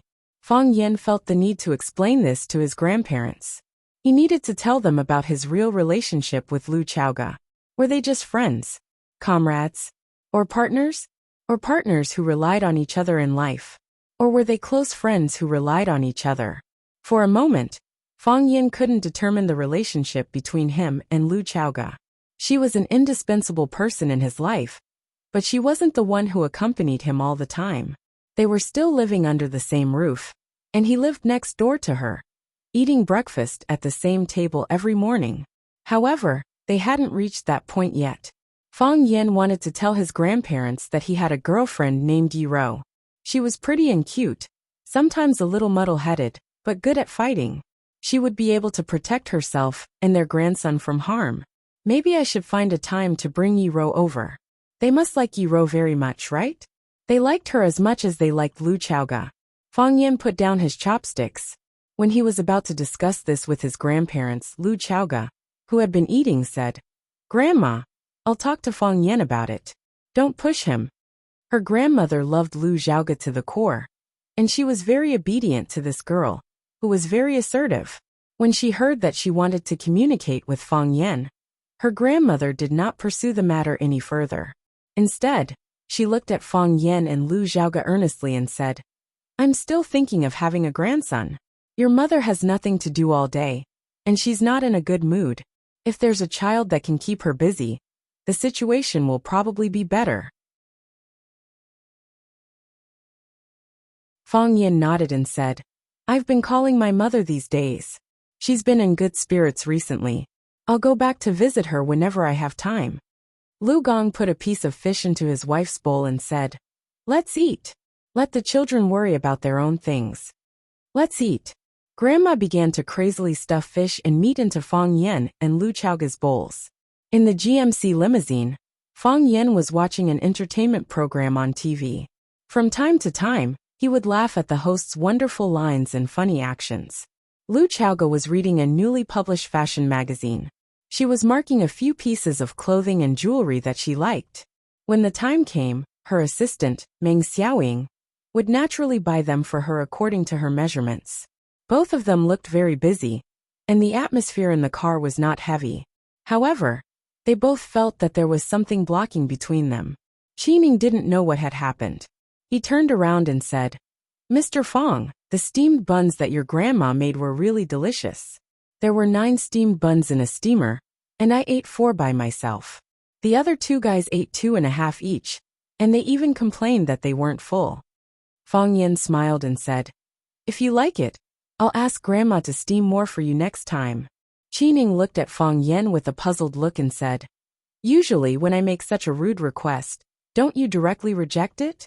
Why did you agree so easily today? You're not going to ask anything of me, are you? I beg you to shut up, Fang Yan said. Qining looked at Fang Yan and Lu Chaoga in surprise, then quickly pulled up the small partition between the driver's seat and the back seat. He knew that the two people in the back were in trouble. Let them fight to the death and love each other. Fang Yan took the remote control and turned off the TV with a bang. He looked at Lu Xiaoga and asked, "Why didn't you let me explain to Grandma?" "How do you explain that?" Lu Xiaoga asked. "I have to tell them about it," said Fang Yan. "Grandpa told me to treat you well in the study. On the desk, Grandma forced us to get married again. Xiaoga, they should know that I already have a girlfriend. Then tell them that Lu Xiaoga isn't the woman you like. She's just a close friend, a business partner, and a friend of yours." Xiaoga. Fang Yan, being rejected by a man. "This is such an embarrassing thing for a woman," Lu Xiaoga said in a sad voice. Even the big boss of Chaoyan Technology, the queen of Little Flame, had the emotional struggles of an ordinary girl. If this got out, the reporters would probably be shocked. "I'm sorry." Fang Yan looked at Lu Xiaoga sincerely. "I just thought that we shouldn't let this misunderstanding get bigger and bigger. It'll only make things worse for us. I think they're not only urging me, but they're also urging you behind my back, right? I don't feel annoyed that they're urging me. On the contrary, I'm actually happy," said Lu Xiaoga honestly. "Because someone cares about me, not because of benefits, but because of personal feelings." Lu Xiaoga was wearing a white business suit. When she crossed her legs, the skirt of her short skirt was pulled up to the base of her plump thighs. She wore a light yellow silk shirt under the small silver jacket. The front of the shirt was pushed up high, and the buttons seemed to be ready to fly out at any time. Her long hair was loose, and the wind blew at the bottom. She wore light makeup, and her facial features were exquisite and flawless. She looked like a ripe peach. Everyone who saw her would have the same feeling.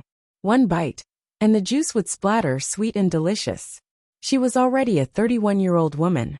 She had the best years of a woman, and she was at the peak of her career. However, this was also a dangerous stage, because the time between blooming and wilting was too short. "Fang Yan, you didn't do me wrong. I'm the one who should be apologizing."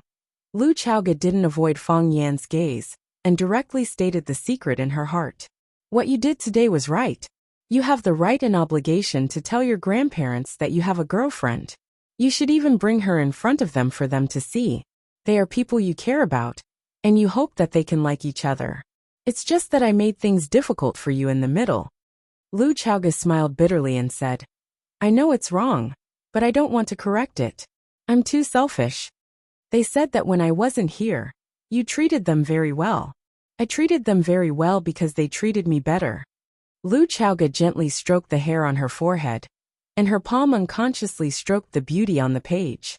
She said, "After Aunt left, the only family I have in this world is you.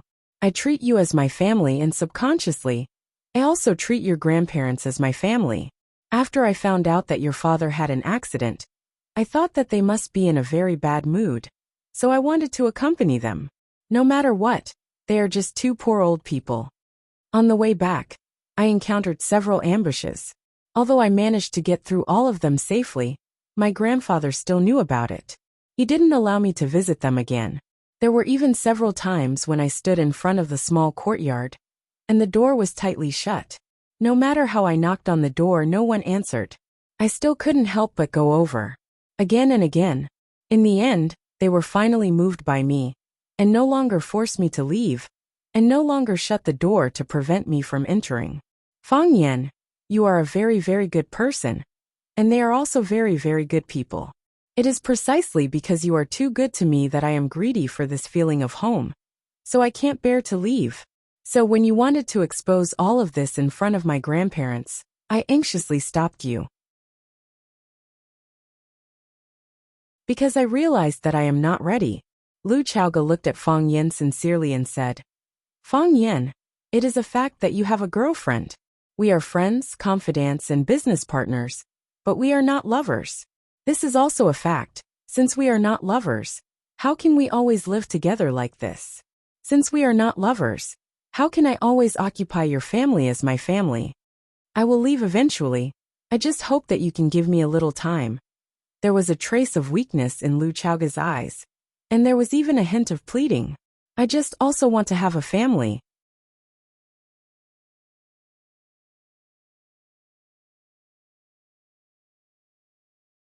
Chapter 640. Have you ever had this kind of trouble? The person who loves me chases after me closely, and the person I love can't wait for it. Of course, it's also possible that you only have troubles after that. Lu Chaoga was the queen of Chaoyan, the founder of the Chaoyan Empire, and the legendary woman who single-handedly pushed the Little Flame brand to the world. She was a distinguished professor at Harvard Business School, and the audience was always full for 3 consecutive days. She was the youngest female entrepreneur to appear on the cover of Time magazine, but also the most valuable one. Wherever she went, she was the focus of the crowd. She was the darling of countless media cameras.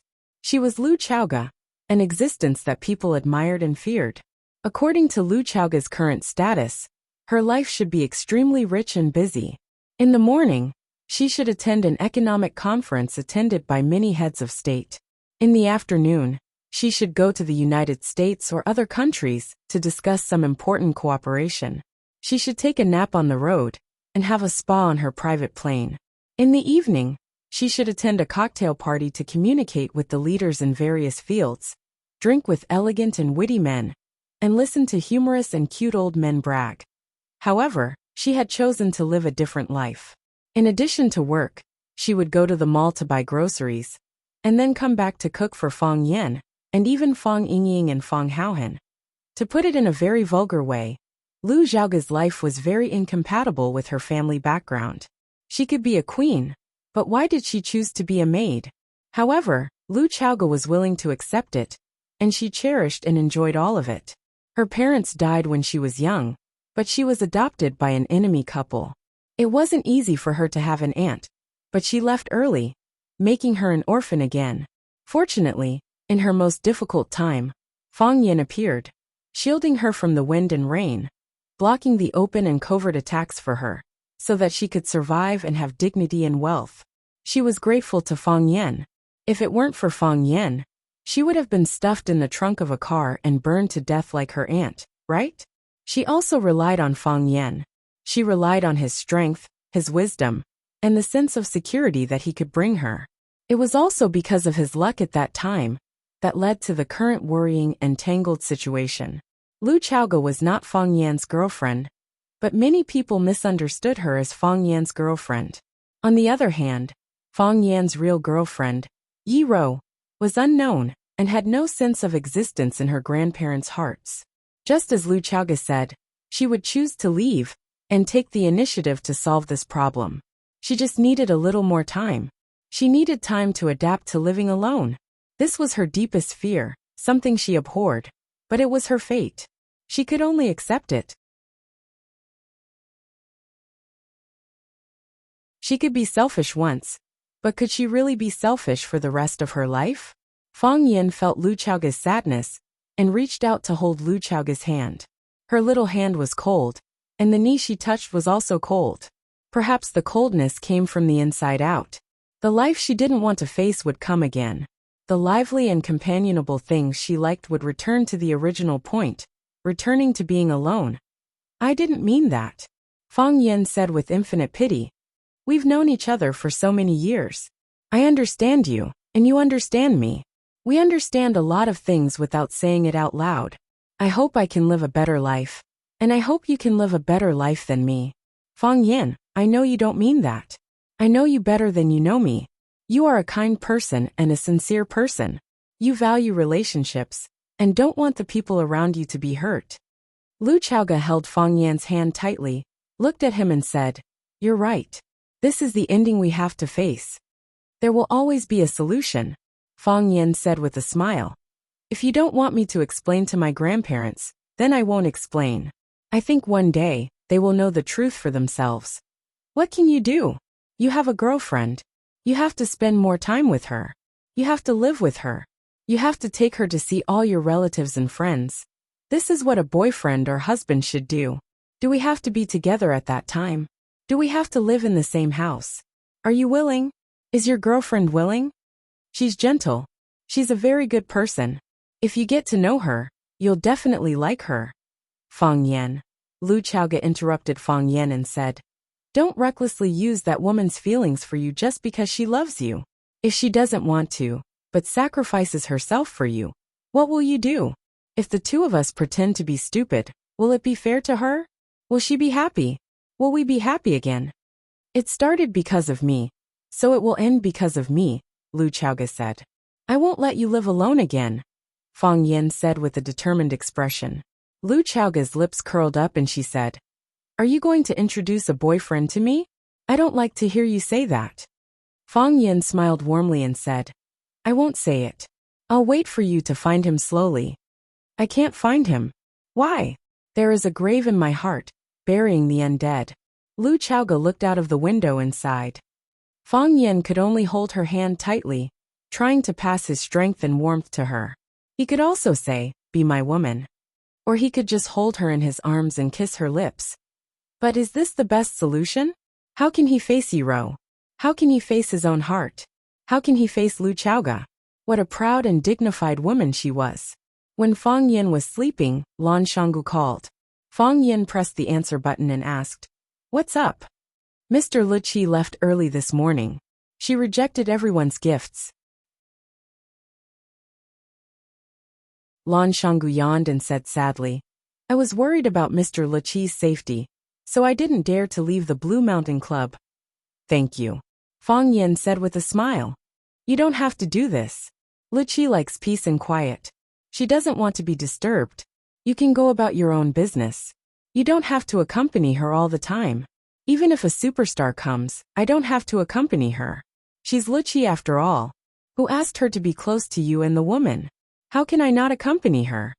Lan Shanggu said with a smile.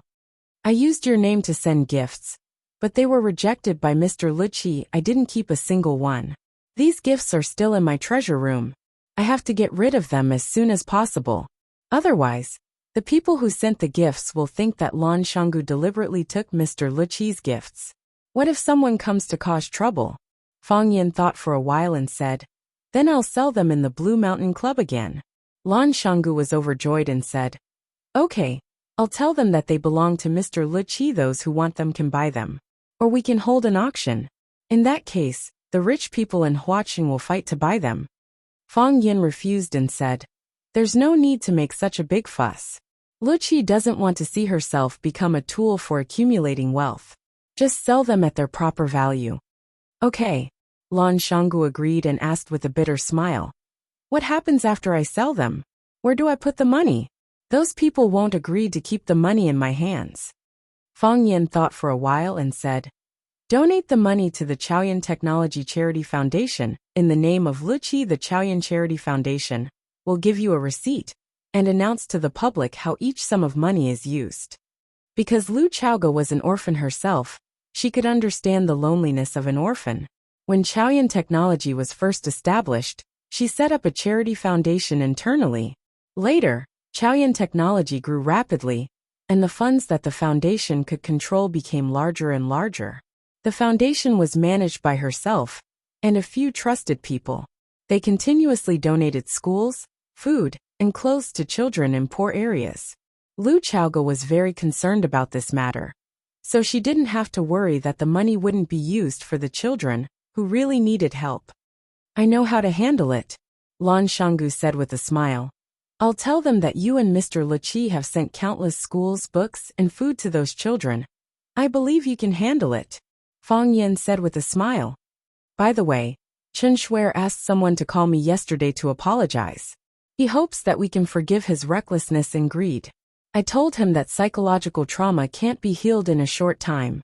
It needs time and opportunity. Lan Shanggu said, do you think that what I said is particularly philosophical? It's like writing a poem. Fang Yan got up from the bed, pushed open the floor-to-ceiling window and walked to the balcony. He breathed in the fresh air outside and said, we're not punishing Chen Shuer, but the people behind him. If we easily forgive them, those people will feel that there's no cost to making a mistake. Driven by their interests, they will attack us again and again. I don't want to see such a situation. I understand, Lan Shanggu said. Before the matter is resolved, I'll cancel all the meals. Fang Yin smiled and said, I'm afraid that I have a meal on my side that won't be easy to cancel. Oh, I knew that there would be a lot of people looking for you. Lan Shanggu said with a smile. You decide. If you say let go, I'll throw Chen Guijing out. If you say continue, I'll let Chen Guijing stay at my Blue Mountain Club for a few more days. I'll give him good food and drinks, and he won't have any objections.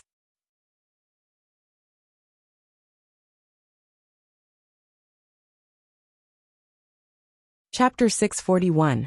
After hanging up the phone, Fang Yin went back to his room and changed into his white sportswear, then went to the yard to exercise. This was a compulsory lesson for him every day. Qining and Fang Yingying were fighting. Qining was still not a match for Fang Yingying, who had been practicing internal martial arts for a long time. However, compared to himself in the past, Qinying's strength had greatly improved. Internal martial arts focused on qi, while external martial arts focused on strength and stamina. Qi could be regenerated endlessly, but once strength and stamina were used up, there would be no more. Therefore, most external martial arts experts were not a match for internal martial arts experts. However, if an external martial arts expert broke through the shackles and stepped into the ranks of internal martial arts experts, then his achievements would often be astonishing. Therefore, Fang Yin was looking forward to Qin Ying's performance. Whenever he had nothing to do, he would give him some pointers. Bang! Qin Ying's body was sent flying by Fang Yingying's rhino dash. His body staggered backwards, then he fell on his butt. Fang Yingying laughed proudly and said, Little Yingying, what do you think? This move's strength is strong enough, right? Qining gasped for breath and looked at Fang Yingying in shock. He said, What's going on? I've already locked onto your life gate and blocked off your attack route. Why aren't you affected at all? Little Yingying, you idiot, it's because you've been tricked by me, Fang Yingying said, twisting his big butt. In the past, he was forced to practice martial arts, but now he was the one forcing Qining to practice martial arts. Every day, he would beat Qining up for fun. What do you mean? Qining was confused. The life gate you saw was the life gate I let you see. The attack route that you blocked was the attack route that I wanted you to block. Everything else was a trap. Fang Yingxiong was a good teacher, so he explained to Qining very proudly. Qining thought about it seriously and said, I still don't understand. Is that life gate the real life gate? Is that attack route the real attack route? Since it's all true, why is it a trap? Fang Yingying was at a loss for words. He said perfunctorily, This depends on your understanding, your personal understanding. It can't be explained clearly in a short time. You can slowly experience it. Fang Yin snickered in his heart.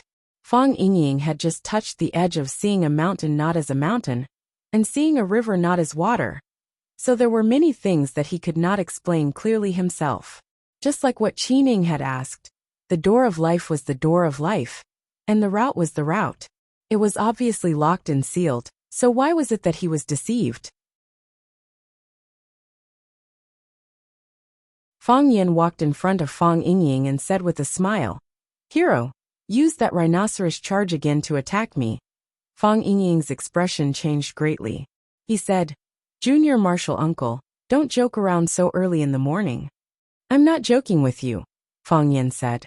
Qining still doesn't understand, you still don't understand. If the two of us demonstrate it, the two of you will have a clearer and more intuitive feeling. Maybe at that time, Qining will understand, and you will also understand more and more. Fang Yingying shook his head and said, The demonstration is fine, but can we change the person we're demonstrating to? For example, Qining and I will perform again. I'll use rhinoceros charge to attack him, and you'll give us a live commentary. Another example, you and Qining will do a demonstration, and I'll observe and try to improve myself. Qining will be able to directly experience the wonders of breaking and resolving attacks during the demonstration with you. Qining was shocked and quickly said, I don't know rhinoceros charge, you do it. Fang Yingying, just the two of us. Fang Yin said in a strict tone. Use the rhinoceros charge that knocked Qining down to hit me. I'll receive this attack. Junior martial uncle, are you really my martial uncle or not? Fang Yingying wanted to cry, but had no tears and said, I'm fatter than you, but I'm not as good looking as you. Why do you always see me as an eyesore? Fang Yan was amused by Fang Yingying's tearful words and said, I don't see you as an eyesore. I just want to help you see things a bit more clearly. Come, or else I'll take the initiative to attack. Fang Yingying quickly wiped the smile off his face and got into a stance for rhinoceros charge. Fang Yingxiong was usually a cheeky person, but when it came to battle, he was very careful, because his master, Mo Qingdi, had warned him not to get his head chopped off while laughing foolishly. If that happened, no one would praise his optimism, they would only lament his stupidity.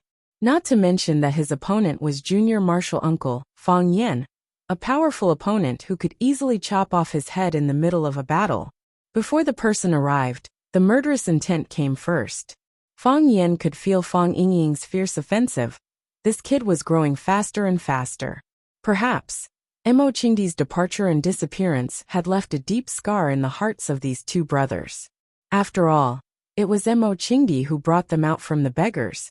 And it was also Mo Qingdi who taught them martial arts, giving them a different kind of life. They had always regarded Mo Qingdi as their master and father. Their own master and father had disappeared as children. How could they not be worried? Fang Yin waved at Fang Yingying and said, Come. Use all your strength. Roar. Fang Yingying roared, and then rushed towards Fang Yan's direction. Fang Yin lifted his right foot, and the tip of his foot drew a circle in the air on the grass. One hand was hidden behind his back, and the other was flat on his abdomen. Clang, clang, clang. Fang Yingying was like an enraged rhinoceros, charging towards Fang Yan's body, with great momentum and vigor. Moreover, when he bent his body and ran, his body also had many changes. At any time, he could change his attack according to the target's reaction. Fang Yan's flat right hand suddenly blasted out, and grabbed the rhinoceros's vital horn, the top of Fang Yingying's head. The circle-drawing foot moved forward and blocked all of his attack routes. This was the move Qining used to block Fang Yingying. Fang Yan's arm pulled back, and then suddenly shook forward. Bang! Fang Yingying was like a ball, sent flying by Fang Yan's palm. Bang bang! Fang Yingying's body rolled all the way until he hit the corner of the backyard of the small courtyard. Fang Yingying rubbed his aching head, crying and shouting, I knew it would be like this. I knew it would be like this. Qining ran over to help Fang Yingying up from the ground, and helped him pat the dust and grass off his body. Fang Yin chuckled as he looked at Qining and Fang Yingxiong asking, Do you understand now? Qining nodded saying, I think I understand a bit. Fang Yingying wiped his tears saying, I don't understand. I just knew that my body of over 100 pounds was going to fall apart. Fang Yin glanced at Fang Yingying saying, Wait until you can no longer feel the pain in your body. Then you will truly understand. If you put it like that. Fang Yingying was so angry that his liver was hurting saying, How can I refute you? Fang Yin smiled, walking straight to the side to practice martial arts. He let Qining and Fang Yingying mumble to each other, not knowing what they were talking about. After Fang Yin finished practicing, he went back to his room to take a shower, changed into a set of dry clothes, and sat on the balcony to read a book. Today was Saturday, so he didn't have to go to school or work. Fang Yin could use this entire day to do things he liked. The sound of a car engine came from the entrance of the courtyard. Lu Chaoge's secretary, Meng Xiaoying, had come with a black van. Seeing her instructing the bodyguards to move boxes from the van to the courtyard, Fang Yin stood up and couldn't help but ask, Meng Xiaoying, what are you moving? Gifts, Meng Xiaoying said. What gifts? Aren't you going home? Meng Xiaoying stood in the grass in the courtyard, looking up to talk to Fang Yin on the balcony on the second floor. Yes, what's wrong? Fang Yin instantly understood, looking at Meng Xiaoying and asking, These are gifts you want me to bring back? Yes, boss said you wanted to go home, so he gave me a shopping list, Meng Xiaoying said. Our secretarial team of more than 10 people worked for 2 days before they finished buying it. Mr. Fong, do you want to check it first? Fong Yin sighed softly, saying, no need. He sat back on the recliner, but he had already lost the mood to read. At the dinner table, he mentioned that he wanted to go home to see his mother and grandfather for the next 2 days. At the time, Lu Chaoga didn't say anything, but she firmly remembered this sentence in her heart. She asked people to buy gifts that were piled up like a small mountain. How could he bring it back?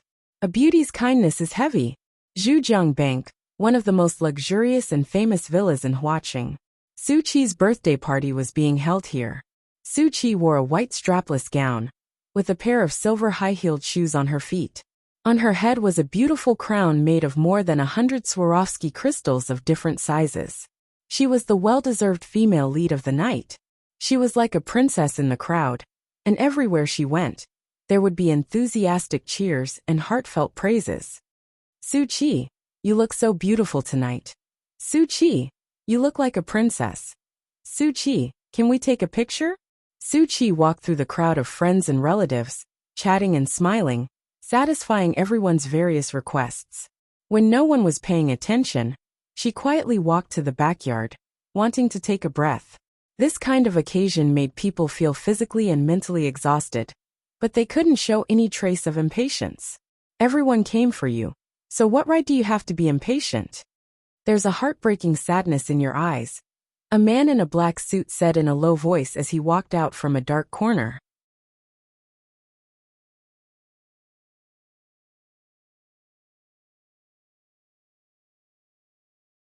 Chapter 642. Su Qi turned around, looked at the man's smooth head, and said with a smile, Baldy, you're not suitable for this kind of fresh and clean path. The Baldy said helplessly, ugly people don't have a way to go. No path is suitable for them. You won't either. Su Qi patted his shoulder and comforted him. You can go the flirty route. You can't give others face, but you can give them warmth. There will always be a type that suits you. What is the flirty route? They are usually meticulous and considerate, able to take care of the family, and know how to cook. More importantly, they can understand and sympathize with other people's feelings, Su Qi explained. Baldy was so excited that he shouted, I am. I have everything you said. I can cook, I take care of the family, I'm meticulous and considerate, and I can understand other people's feelings very well. When people reject me, I'm not angry at all, and I'll politely say it's okay. If I were a woman, I wouldn't like a man like me. So I'm the legendary flirty guy. I heard that girls nowadays like flirty guys. I'm not done yet. Su Qi interrupted Baldy and said, most of them are the slender and clean type. They dress comfortably and appropriately, and they won't appear too impetuous or exaggerated. They're like the sun, and they can give people a warm feeling. Baldy held his glass, turned around and left. If I were to look like the sun, would I be afraid that there wouldn't be flowers and grass to nourish me? Hey, don't go, Su Qi shouted. Baldy turned around with a sad face and said, Missy, it's already very sad to look like this. Please don't discourage me. I didn't want to discourage you, Su Qi said with a smile. Then you still want me to be a flirty guy. Look at me. Which girl will feel warm when they see me? At least they will feel safe, right? Who will find a safe man? Okay, let's change the topic. Su Qi smiled with her eyes squinted and said, Is Mr. Fong really not coming? Look, Mr. Fong is such an insecure man, but so many people like him. But those girls who like unsafe men are praising me for looking safe. What kind of mentality do you have to say such things? Su Qi was speechless. Baldy glanced at Su Qi and sighed softly. Mr. Fong probably won't come, right? He seldom attends student gatherings. So that's how it is. Su Qi sighed. I thought I was different from others. Poochie Baldy laughed. What are you laughing at? All the girls think that they're different from the others.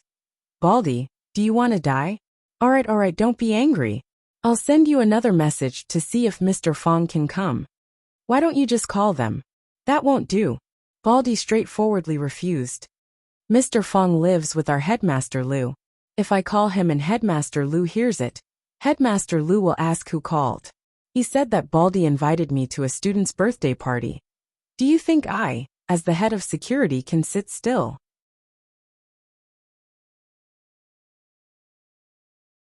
You're so useless. A head of security can make you so nervous? If you help me invite Mr. Fong, I'll find you a better job, how about it? No. Baldy waved his hand. I won't do a better job. I like being the head of security. Why? When I was a child, my family was poor, so I didn't have the opportunity to study. So when I grew up, I especially liked to be with those cultured people, Baldy said with a serious face. His eyes had something that moved people. Seeing those children carrying school bags and skipping in front of me, I feel very happy. This kind of feeling, TSK. I can't buy it no matter how much money you give me. Suchi looked at him and said, Baldy, you're really a good person. A very good person. Baldy drank the wine in his glass and said in a low voice, a lot of girls say that. Suchi was amused by Baldy's words and said, remember what you promised me. Don't worry. I'll send a message to Mr. Fong now, Baldy promised. But I can't guarantee that he will come out. Suchi. Someone in the room called Suchi's name. Suchi waved to the security trio of Baldy, Wang Chong, and Li Jun. She said, you three must eat and drink well, don't be polite with me. I'll go in for a while and come out soon. Baldy waved his hand and said, go ahead, don't worry about us. Wang Chong and Li Jun were already red in the face and couldn't speak clearly. Who asked them to discover that the wine provided by the owner was all good wine, that they had never seen before, heard of, or even understood. Baldy picked up a bottle of whiskey and took a big gulp. He looked at Wang Chong and Li Jun with disgust and said, look at you two burp. In the shadow under the eaves of the corridor, a young man saw this scene and quickly ran to the front yard. A group of young men and women came to the backyard, talking and laughing. When they saw Baldy, Wang Chong, and Li Jun lying on the ground and drinking, they all had disgusted expressions on their faces. A young man in a black suit and a bow tie walked over and kicked Baldy's butt. He asked, who are you? Baldy didn't like it when people kicked his butt. It made him feel like a naughty child. He didn't like to be someone else's child. Baldy stood up with the bottle in his hand, stared at the group of young people in front of him, and shouted, which school are you students from? Go to class, you're going to be late. His steps were unsteady, and he was already a bit drunk. When he saw these young people, he mistook them for students and habitually carried out his duty. Class, did you hear that? He's telling us to go to class.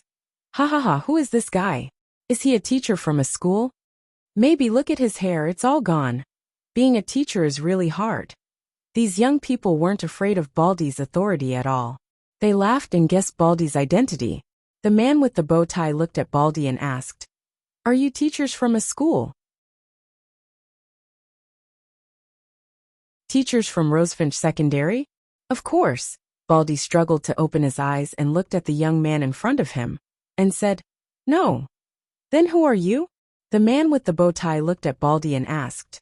We are Rosefinch Secondary's security, Baldy said with a proud face. I'm the head of security. Security?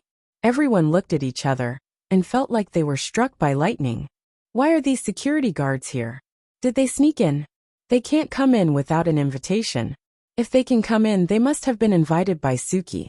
Suki's brain isn't fried, right? Why would she invite a group of security guards? Even if she wanted to have a uniform party, there's no need to have a security uniform party, right? The man with the bow tie waved his hand to signal for everyone to be quiet. He smiled at Baldy and said, is there a student named Fong Yen in your school? Fong Yen? Baldy was stunned for a moment, then waved his hand and said, no, he's not a student. Then who is he? The man with the bow tie asked with a dark look. Baldy looked into the eyes of the man with the bow tie and couldn't help but shiver. He sensed danger from the man's eyes. Stimulated by this strong sense of danger, he also sobered up. Why do you want to know about Fong Yen? I'm just curious, the man with the bow tie said. Tell me how about it. If he's not a student, then who is he? I can't tell you, Baldy said. Why not? The man with the bow tie asked strangely. Because I'm worried that you'll hurt him, Baldy said. I see a murderous glint in your eyes. The man with the bow tie squinted his eyes and smiled. Why would we? We just want to be friends with him. No, you're not. Baldy waved his hand. I've seen many people, you're not. sincerely looking to be friends.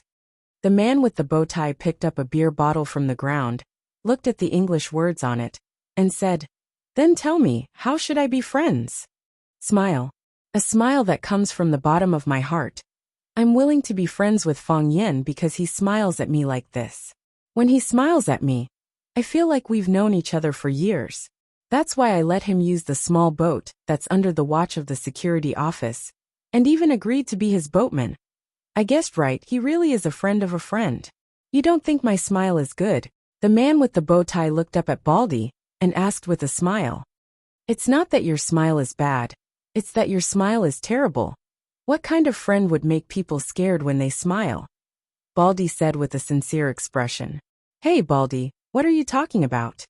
Someone behind the man with the bow tie was unhappy. That's right, where did this little tramp come from? He's so ugly. Seriously affects my appetite.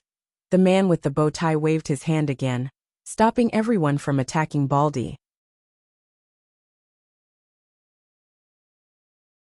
He took out his wallet from his pocket and handed the stack of bills to Baldy, saying, "As long as you give me an answer, this money is all yours." Baldy waved his hand and said, "I can't do that. Also, let bygones be bygones." What bygones? You said that I don't smile well. Hey, I thought it was something serious.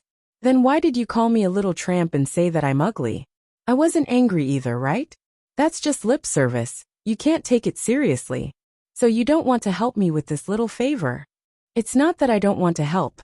It's that I can't. Fong Yin is my friend, my brother. How could I betray him? You really are ugly. The man with the bow tie looked at Baldy's drunken face and said. As he spoke, he raised the bottle in his hand and smashed it at Baldy's head. Crack, the bottle broke.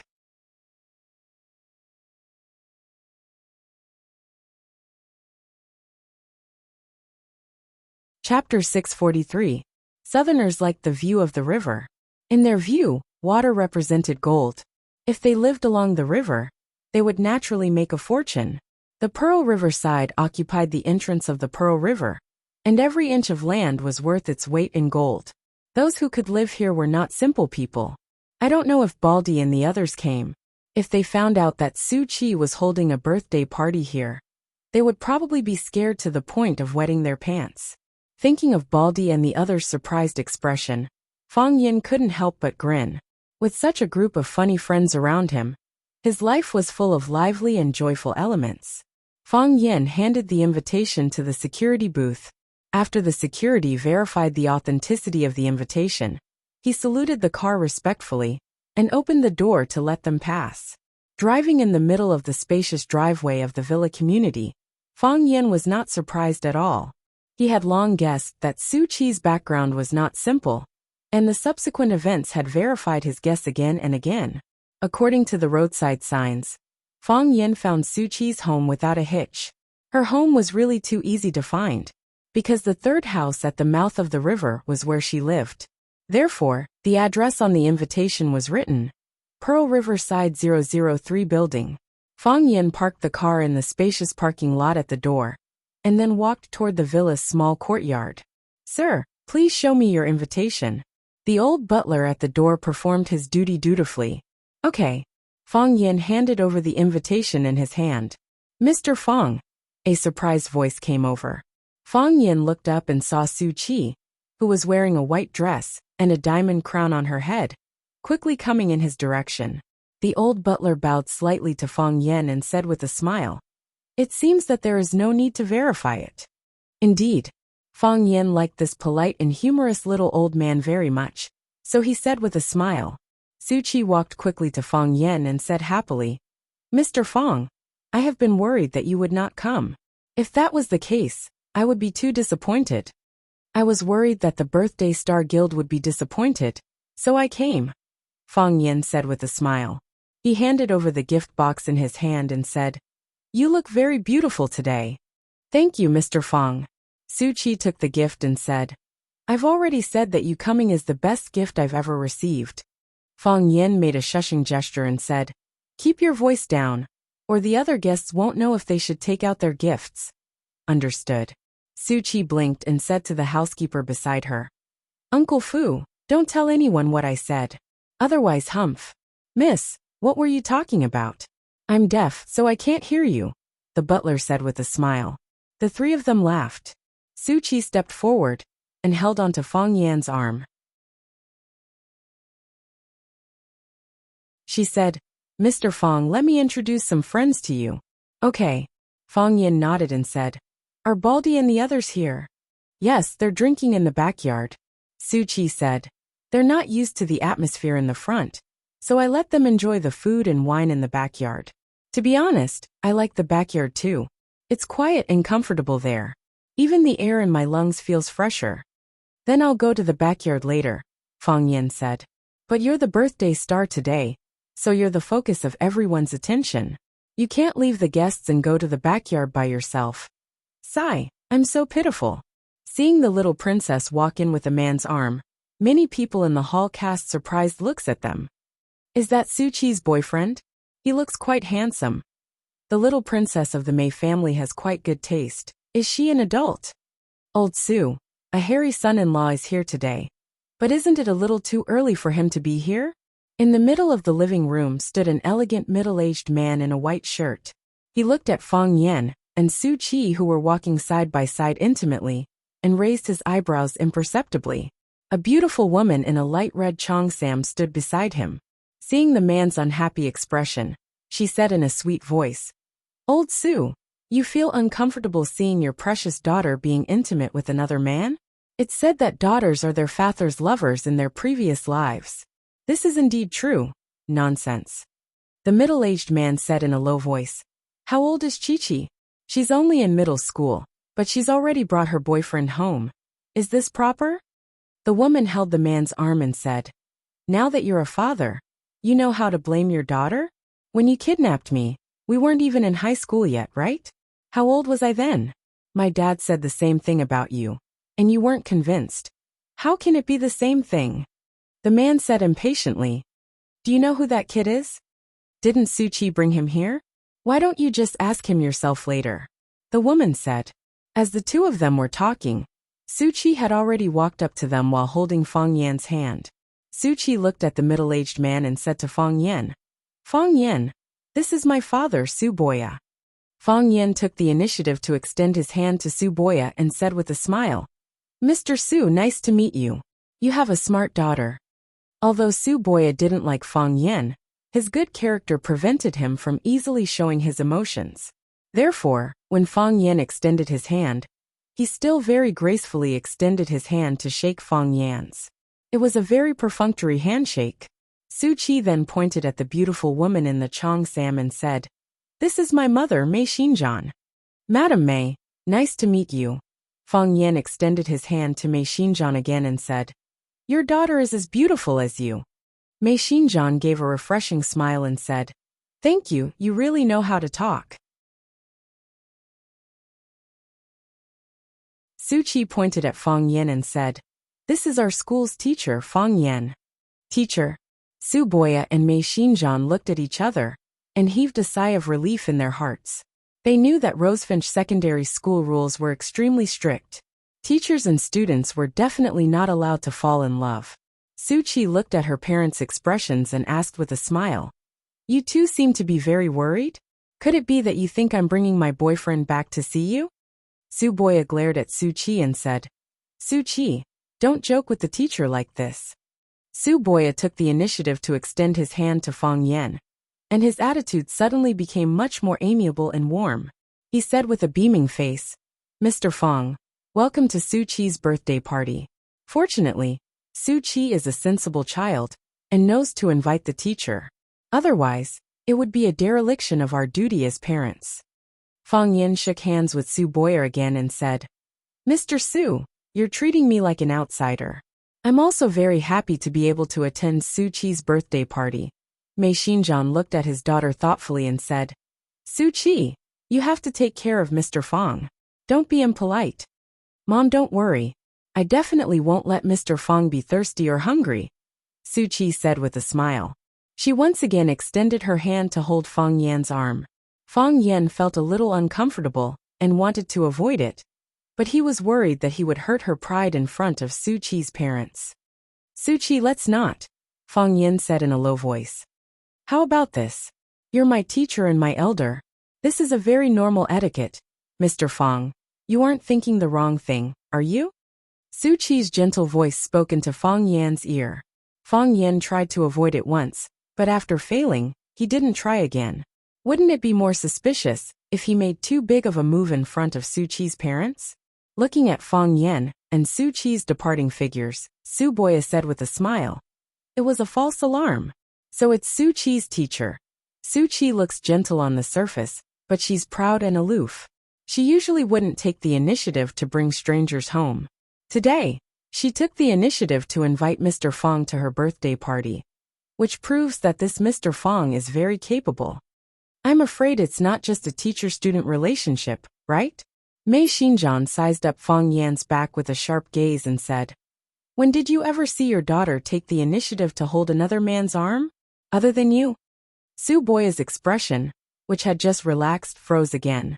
Su Qi took out 2 glasses of ice gold wine and handed one to Fong Yan, while holding the other herself. Mr. Fong, thank you for coming to my birthday party. Su Qi raised the wine glass in the air and said, I'm really happy. Come, let me offer you a toast. Fong Yan raised his glass and clinked it with hers, saying, I just wanted to ask for a drink. Then I'll accompany you for a few drinks today, Su Qi said with a smile as she finished the gold wine in her glass in one gulp. Looks like you can hold your liquor well. Fong Yan also finished the gold wine in his glass in one gulp. He looked at Su Qi and asked, Where's my friend you said you wanted to see? Su Qi looked around and said, I didn't see him either. I don't know where he went to study earthworms. Mr. Fong, shall we have another drink? Fong Yan drank 2 more glasses with Su Qi. In the process, people kept coming to talk to Su Qi and propose toasts. Fong Yan looked at Su Qi and said, Su Qi, I saw a lot of people looking for you. Go do what you need to do. I'll go talk to Baldy and the others for a while. All right. They're in the backyard. Mr. Fong, I'll go find you in a bit. Fong Yan had just walked to the backyard when he saw the bowtie man throw the wine bottle at Baldy. The wine bottle broke. Baldy's head was also bleeding. Baldy's body spun twice on the spot before falling to the ground with a bang. The bowtie man threw the wine bottle in his hand onto the grass and said with a face full of sarcasm, A little security guard. I didn't expect him to be so loyal. Little security guards are not only loyal.